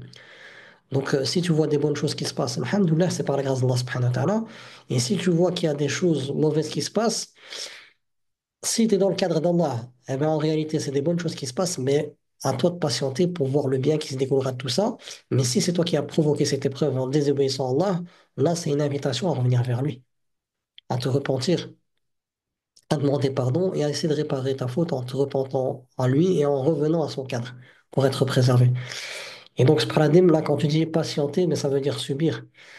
Eh ben, ce paradigme, là, tu parles du séminaire que je vais faire au mois de juin à Paris, de la souffrance à l'amour inconditionnel. Ce paradigme, le fait est de subir un peu voilà, les épreuves, ceux qu'on a provoqués, ceux qu'on n'a pas provoqués. Eh ben, ce paradigme, ça permet de se purifier et de prendre conscience de la grandeur d'Allah et avoir accès à cet amour inconditionnel pour Allah. C'est un peu comme l'or, comme Ibn al-Qayyim il dit, l'or, pour qu'il devienne pur, eh ben, on le met en ébullition à une très très forte température pour que tous les crasses puissent se détacher de cet or-là pour qu'il ne reste que l'or pur. Et il faisait le parallèle avec les épreuves. Il disait, voilà, cette fusion, c'est les épreuves, et l'or, c'est le cœur. Donc Allah, à travers les épreuves, il purifie ton cœur, comme l'or est purifié par le feu subhanahu. Voilà. Si tu veux, voilà, si tu le souhaites, tu peux prendre un accompagnement et puis on peut, voilà, voir un peu voilà, ce qui se passe. Et bifadillah, par la grâce d'Allah subhanahu wa ta'ala, je pourrais te dire bifadillah où tu en es en fait. Euh, Assalamu alaikum wa rahmatullahi wa barakatuh. Comment attacher tout son cœur, sa vie à Allah et faire confiance totalement à Allah, surtout au moment de l'épreuve? Comment mieux mettre en pratique ce que Allah nous a permis d'entendre, apprendre? Parce qu'au moment de l'épreuve, comment contrer Shaitan à ce moment-là et avoir une totale confiance, certitude, apaisement et penser du bien d'Allah, qu'Allah vous récompense. Là, il faut savoir que l'épreuve, c'est un moyen, c'est l'une des plus grandes écoles par laquelle sont passés tous les prophètes et tous les messagers et toutes les femmes valeureuses et les hommes valeureux. Et par l'épreuve, Rabbi subhanahu wa ta'ala est éduqué. Et après le témoignage de Diary, il n'y a pas d'autre chronologie que commencer par invoquer Allah avec un cœur pauvre. C'était l'objectif de cette jalsa d'aujourd'hui, c'est prendre conscience que sans lui, je suis rien en fait. Et moi, je dois avoir vraiment cette humilité et me sentir pauvre, comme un enfant qui ne sait pas se débrouiller sans sa mère en fait. C'est Allah qui appartient les plus beaux exemples. Voilà. Un enfant, il ne sait pas se débrouiller sans sa mère. Voilà, il y a un âge où on a besoin de nous habiller, nous changer les couches, etc., nous nourrir. Eh ben, on doit ressentir ça avec Allah de manière beaucoup plus puissante et à tous les niveaux, subhanallah. Et là, le fait est que tu développes ça dans ton cœur, qu'est-ce qui se passe? C'est que voilà, tu sais que dans quoi qu'il se passe, tu as besoin d'Allah. Et le fait est que tu sais que Allah, c'est lui Al-Qayyum, comme j'ai dit au tout début de la jalsa, que tu dépends d'Allah. C'est-à-dire que si j'invoque pas Rabbi, eh ben, je vais me retrouver dans des catastrophes. Le fait est que le nom d'Allah Al-Qayyum pénètre mon cœur, ça impacte ma vie dans le sens que je dois invoquer Allah. Si je l'invoque pas et je suis pas le cadre qu'il me demande, je suis foutu. Alhamdulillah, voilà, Allah subhanahu wa ta'ala, pour les personnes qui ont vraiment un bien dans le cœur, les éprouvera par des épreuves éducatives pour qu'ils puissent revenir. Ici, comment savoir quand l'épreuve est le résultat de nos actes et quand c'est une épreuve d'Allah? Déjà, il faut savoir que dans tous les moments de ta vie, tu es éprouvé. Il n'y a pas un moment où tu n'es pas éprouvé. Tu es éprouvé par le bien ou le mal. Le bien, ça englobe quand tu es en sécurité, quand tu es chez toi tranquille, quand tu n'as pas de maladie, quand tu sais respirer. Tu es tout le temps éprouvé par le bien, par tous les bienfaits qu'Allah t'a donnés. Et il y a des épreuves aussi par lesquelles Allah peut te toucher, comme Allah dit dans le Coran, très certainement, nous allons vous éprouver par de la peur, de la faim, de diminution de biens, de personnes et de fruits. Et fais la bonne annonce aux patients quand une épreuve leur arrive, qui disent j'appartiens à Allah et c'est venu le retour. Donc, toute ta vie, t'es éprouvé. Quelqu'un qui pense qu'il n'est pas éprouvé, ben, ça veut dire qu'il n'a pas compris la révélation. Donc, le fait est de prendre conscience que je suis éprouvé toute ma vie. Allah, il attend de moi la reconnaissance dans l'épreuve du bien, et il attend de moi la patience dans l'épreuve du mal. Mais si j'ai compris qu'il y a Allah, comme on a vu aujourd'hui, je sais que derrière ces plans, il n'y a que du bien en fait. Même dans l'épreuve du mal, je suis reconnaissant. J'ai un exemple, hein, quelqu'un qui est malade, comme moi, j'ai la maladie, mais je suis reconnaissant pour Allah par rapport à cette maladie, parce qu'il m'a permis de pouvoir, alhamdoulilah, vivre tout ce que j'ai vécu pour les partager avec mes frères et sœurs, pour les aider. Donc, alhamdoulilah. Hop, je reviens juste au message, hein. Donc, toutes nos vies, on est éprouvés. Et là, il y a deux sortes d'épreuves. Il y a des épreuves, comme j'ai dit, voilà, qu'on provoque. Donc, chaque fois que tu es éprouvé, pose-toi la question, est-ce que dans l'épreuve que je traverse, est-ce que j'ai respecté le cadre d'Allah? Si oui, alhamdoulilah, ça veut dire que c'est une épreuve que j'ai pas provoquée.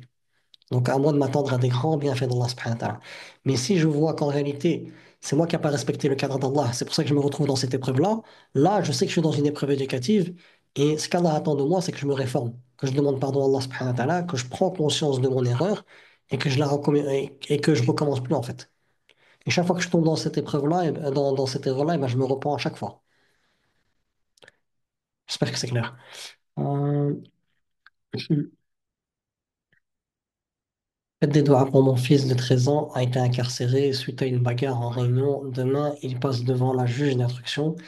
J'ai qu'une envie, c'est qu'il revienne à la maison. Qu'Allah subhanahu wa ta'ala puisse te permettre, par sa grâce, de pouvoir être apaisé, parce que le cours d'aujourd'hui, normalement, voilà, il doit t'apaiser par rapport au plan divin. Sache qu'Allah subhanahu wa ta'ala, c'est lui qui sait où se trouve le khair. À toi de parler avec Rabbi en montrant dans ton dialogue avec Rabbi que tu es dans le lâcher prise. Ya Rabbi, moi j'accepte tout ce qui vient de toi. Ya Allah, si c'est un bien pour lui de revenir à la maison, Ya Allah, facilite-moi. Ya Rabbi, si le bien il se trouve dans autre chose que tu as décrété, Ya Rabbi, fais ce qui est le meilleur pour nous. On a bien pu voir parfois, voilà, comme Yusuf alayhi salam, il a été éloigné de ses parents et tout, mais ça n'a été que bénédiction du début jusqu'à la fin. En apparence, ça pouvait paraître quelque chose de négatif, mais on verra tout ça la semaine prochaine, Inch'Allah.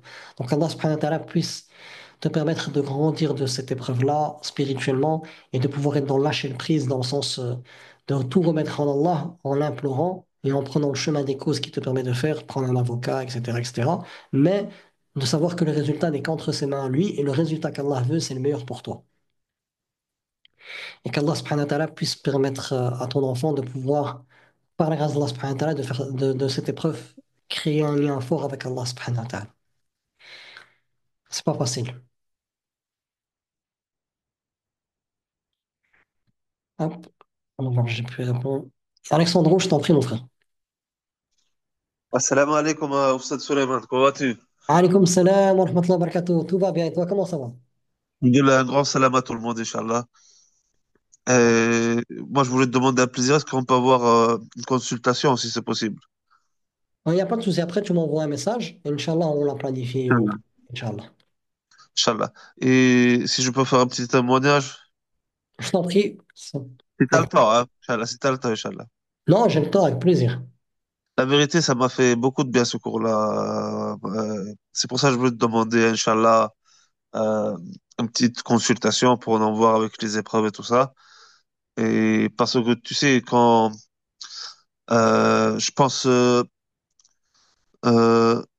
la rahma d'Allah, elle est très très vaste. Des fois, on provoque des choses. C'est vrai, peut-être on n'a pas tout à fait la faute parce qu'il y a eu des précédents, mais c'est nous qu'on a causé certaines choses. Et des fois, on se rend compte que la grâce d'Allah, subhanahu wa ta'ala, quand on remet en place tout, on remet en place tout. Quand on réfléchit bien, quand on connaît sa religion, et par exemple, on prend des cours comme avec toi et tout ça, on commence à remettre les choses à la place. Parce que des fois, Shaitan, il veut nous tromper, nous faire mettre sur Rabbi, sur deux autres choses, nous déresponsabiliser. Voilà. Par exemple, si je peux faire un exemple, j'ai été accro à la fumette. Naam. Et vu mon passé, c'était vraiment pas le cas d'être accro à la fumette. Et quand j'ai commencé, ça a duré 2, 3 ans la fumette, je suis tombé malade, psychologiquement. C'est pas seulement ça, c'est même parce que j'avais un passé très très lourd. Mais quand je parle avec les psychologues, ils me disent, quand tu fumes, c'est comme si tu prends une autoroute vers la maladie. Surtout si tu as eu des problèmes quand tu étais petit. Mais par la grâce d'Allah, subhanahu wa ta'ala, à la fin, cette chose que moi j'ai provoquée, Allah il m'a accordé un grand bien. C'est-à-dire, il m'a inspiré le repentir. Il m'a inspiré le repentir et j'espère qu'il soit sincère. Et ça m'a fait approcher de la religion. Avant, j'avais tout un autre focus. Disons, j'aimais bien la fumette. Il y avait du bien en moi. Je sais pas pour faire la purification, c'est pas pour purifier mon corps, mais il y avait du bien. Mais j'étais sur des autres choses. C'était le shit, c'était le précieux. C'est comme celui-là des Seigneurs des Anneaux avec son précieux, son anneau. Non, c'était comme ça, la vérité, Oustad. C'est Ilahi, Wallah, Oustad, c'était non, Ajib, Oustad. Et il y avait la délinquance. On aimait bien des gens on voudrait être comme des gens qu'on peut pas. Que c'est pas. Et voilà, c'est pas. C'est qui ces gens-là? Tu vois, moi, tu vois, Oustad. Ouais, je comprends. En même temps, j'étais à peine rentré en islam. Et ça, c'était des choses que je ramenais de mon passé. La fumette, je l'ai ramenée de mon passé. J'étais rentré en islam. Et puis, on comprend mal la religion. On suit des gens, des khawarij, que c'est vraiment pas la peine. Et c'était tout un mix comme ça, vous voyez, Oustad.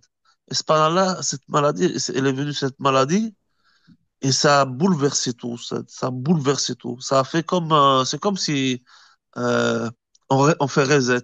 On fait reset, Oustad. Vous voyez, Oustad. Et là Allah, après, je voulais arrêter de fumer. En plus, le milieu où j'étais avec ma famille en Belgique, à Verviers, j'étais à Verviers, c'était vraiment un endroit très toxique au stade. Et j'avais seulement un autre endroit, c'était où? C'était à Rome, chez ma famille chrétienne. Et voilà, j'ai dû faire un choix. Je suis parti chez ma famille chrétienne. Là-bas, du jour au lendemain, j'ai arrêté de fumer. C'est commencer des autres épreuves, parce que si je peux conseiller à mes frères convertis, euh, ne restez pas avec vos familles chrétiennes. Moi, je dis pas de ne pas les fréquenter. Je dis ne restez pas. Si c'est pour vivre, si c'est pour vivre avec eux comme ça, voilà, ils vont vous bouleverser. Ils vont vous bouleverser, Oustad. Ils vont vous bouleverser. Là aussi, ça a été des autres épreuves et je pense que ça a empiré même mon état psychique et tout ça, voilà. Mais pour vous dire, après, Allah, il m'a inspiré le repentir. Il a inspiré le repentir et j'espère par la grâce d'Allah qu'Allah accepte mon repentir et il Mhm. m'a mis et la vérité, il m'a mis sur des autres choses, Oustad. Il m'a mis sur, comment expliquer? Il m'a mis que sur lui, vous voyez, Oustad. Subhanallah, Oustad, il nous accorde la saveur de la foi par le repentir. Et puis après, ça va que crescendo, vous voyez, Oustad. Ça va que crescendo. Et subhanallah, Oustad, c'est des choses, euh, ajib, Oustad, ajib, Oustad, ajib, Oustad. C'est des choses, naam. Non, c'est plus ce que tu dis. Pourquoi? Parce que même Adam alayhi salam, c'est lui qui a provoqué le fait et son épreuve de sortir du paradis parce qu'il a mangé du fruit de l'arbre alors qu'Allah lui avait interdit. Mais après, Mais, Allah ta'ala, il nous a interdit d'espérer de sa miséricorde. Allah subhanahu wa ta'ala, quand tu te repens, Allah subhanahu wa ta'ala peut t'ouvrir des portes comme si jamais il se soucie même pas de ton passé, comme si jamais en fait t'as fait le péché.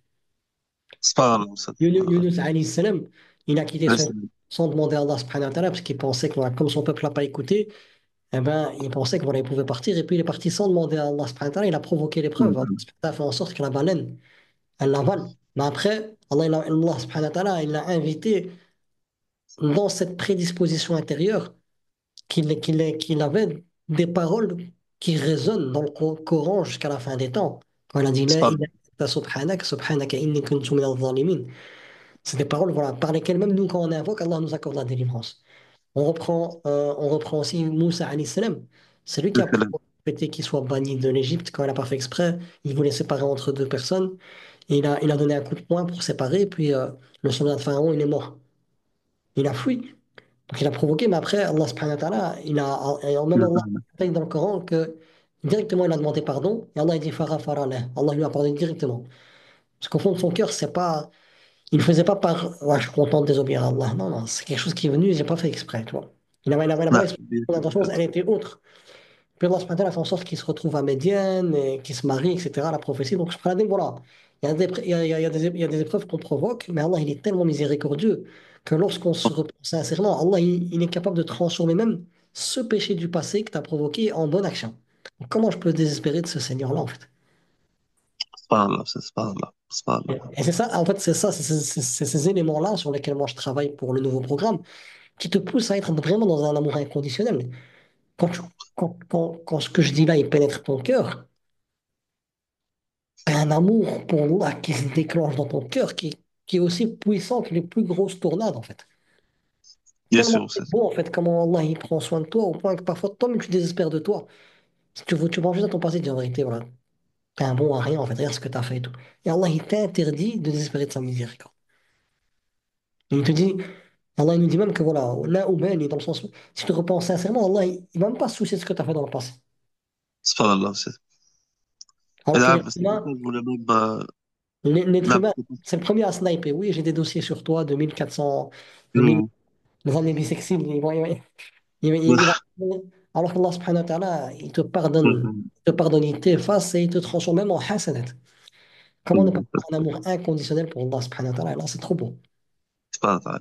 C'est pour Voilà. ça que je voulais prendre rendez-vous avec toi parce que pour la dernière épreuve, c'était plus dur que tous les autres Oustad. Mais c'était pas quelque chose que je provoquais, je pense. Oustad. Je pense pas. Voilà, c'était pour avoir quelques conseils spirituels. Voilà, pour, Alhamdoulilah. non, Inch'Allah. L'objectif d'aujourd'hui, c'est pour vous dire que voilà, tout ce qui vient dans ta vie, ça émane d'Allah. Comment je peux pas aimer quelque chose qui vient d'Allah? Subhanallah. En sachant que Allah subhanahu wa ta'ala, il s'est interdit l'injustice à lui-même. Allah subhanahu wa ta'ala, c'est Subhanallah. c'est la bonté à l'absolu. Et tout ce qui est châtiment, c'est pour les personnes qui ne veulent pas revenir, alors que Rabbi leur donne l'opportunité de revenir, en fait. Subhanallah. Sa miséricorde, elle est devant sa colère. Et donc, chaque fois que Rabbi décrète quelque chose pour moi, je dois savoir que ça vient du plus généreux à l'absolu, du bienfaisant à l'absolu, du miséricordieux à l'absolu, dans le sens, ça n'existe pas le négatif dans ce qui se passe. Subhanallah. C'est Rabbi qui m'invite à voir des choses que j'arrivais pas à voir, en fait. C'est une invitation, comme dit le prophète dans l'invocation, la dernière invocation que j'ai dit, quand il dit, Oh Allah, que ce dont tu m'as privé, parmi les choses que j'aime, soit pour moi une opportunité de mieux accomplir ce que tu aimes. Dans le sens, voilà, parfois on est confronté à des choses que nous on veut pas, que voilà. Mais c'est une opportunité de prendre conscience de la puissance d'Allah et de ses bienfaits infinis, en fait. Tellement que c'est puissant, moi je perçois les choses négativement, mais c'est que du khair. Et Allah m'invite à faire ce travail pour voir le khair. Même le khair que je peux voir n'est qu'une poussière dans l'infinité du bien d'Allah. Subhanallah. Ça. C'est pour ça que Dieu guide nos jeunes, euh, qu'il nous guide tous, Inch'Allah. Inch'Allah. Des fois, on passe par des choses, on voit nos jeunes passer par la même chose. Et des fois, seulement, on a envie de, un petit peu, j'aime, de leur dire, c'est pas comme ça. Voyez, c'est pas comme ça. C'est pas Parfois, comme ça. parfois, tu vois, c'est soit on apprend par la sagesse, quand Allah nous partage des choses dans le Coran ou dans les cours, Oui, etc. Ou soit tu fais ta propre expérience, mais après, comme tu sais, après, voilà, après, quand tu passes par le terrain, après, pour sortir de tout ça, c'est très très dur. Et là, bien tu dis, sûr, bien si sûr, seulement j'avais écouté Rabbi. Et moi, bien voilà, sûr. Moi, ce à quoi je veux vous inviter, notamment aujourd'hui et dans la suite de ce qu'on fait dans tout ce programme, c'est que voilà, j'ai pas besoin d'expérimenter ce que Rabbi me dit pour y croire et pour me protéger, en fait. Non, non, c'est Rabbi qui parle. Donc voilà, je fais mon maximum pour éviter les interdits d'Allah, subhanahu wa ta'ala, et je fais mon maximum pour obéir. Et si je coule, je reviens directement vers lui. C'est pour ça, même euh, à la fin, même l'épreuve éducative, sa dureté, c'est pas, oui, après, je me suis repenti par la grâce d'Allah, subhanahu wa ta'ala, mais par quoi je suis passé, c'était dur, ou ça, si Allah nous appelle avant, il nous met toutes des choses dans nos chemins pour retourner, tout ça, faut les prendre, Oustad. Faut être un peu sage dans la vie, faut être un peu d'âme, Oustad. Tout à Des fait. fois, on attend l'épreuve éducative, on attend que quelque chose change, mais il faut faire attention un petit peu, oui, Oustad, c'est un peu C'est d'âme, tout à Oustad. fait ça. Serbé nous invite à cette humilité. Donc, alhamdulillah, Allah, il nous veut que le bien. C'est lui qui planifie tout dans notre vie. À nous juste d'avoir juste ce cœur qui dit, Ya Rabbi, j'accepte. Ya Rabbi, j'accepte que sans toi, je suis rien et j'accepte de me soumettre à toi, Ya Rabbi. Charge-toi de moi dans tout. Voilà, c'est tout ça. Comme a dit le prophète, Wala takilni ila nafsi tarfata ayn.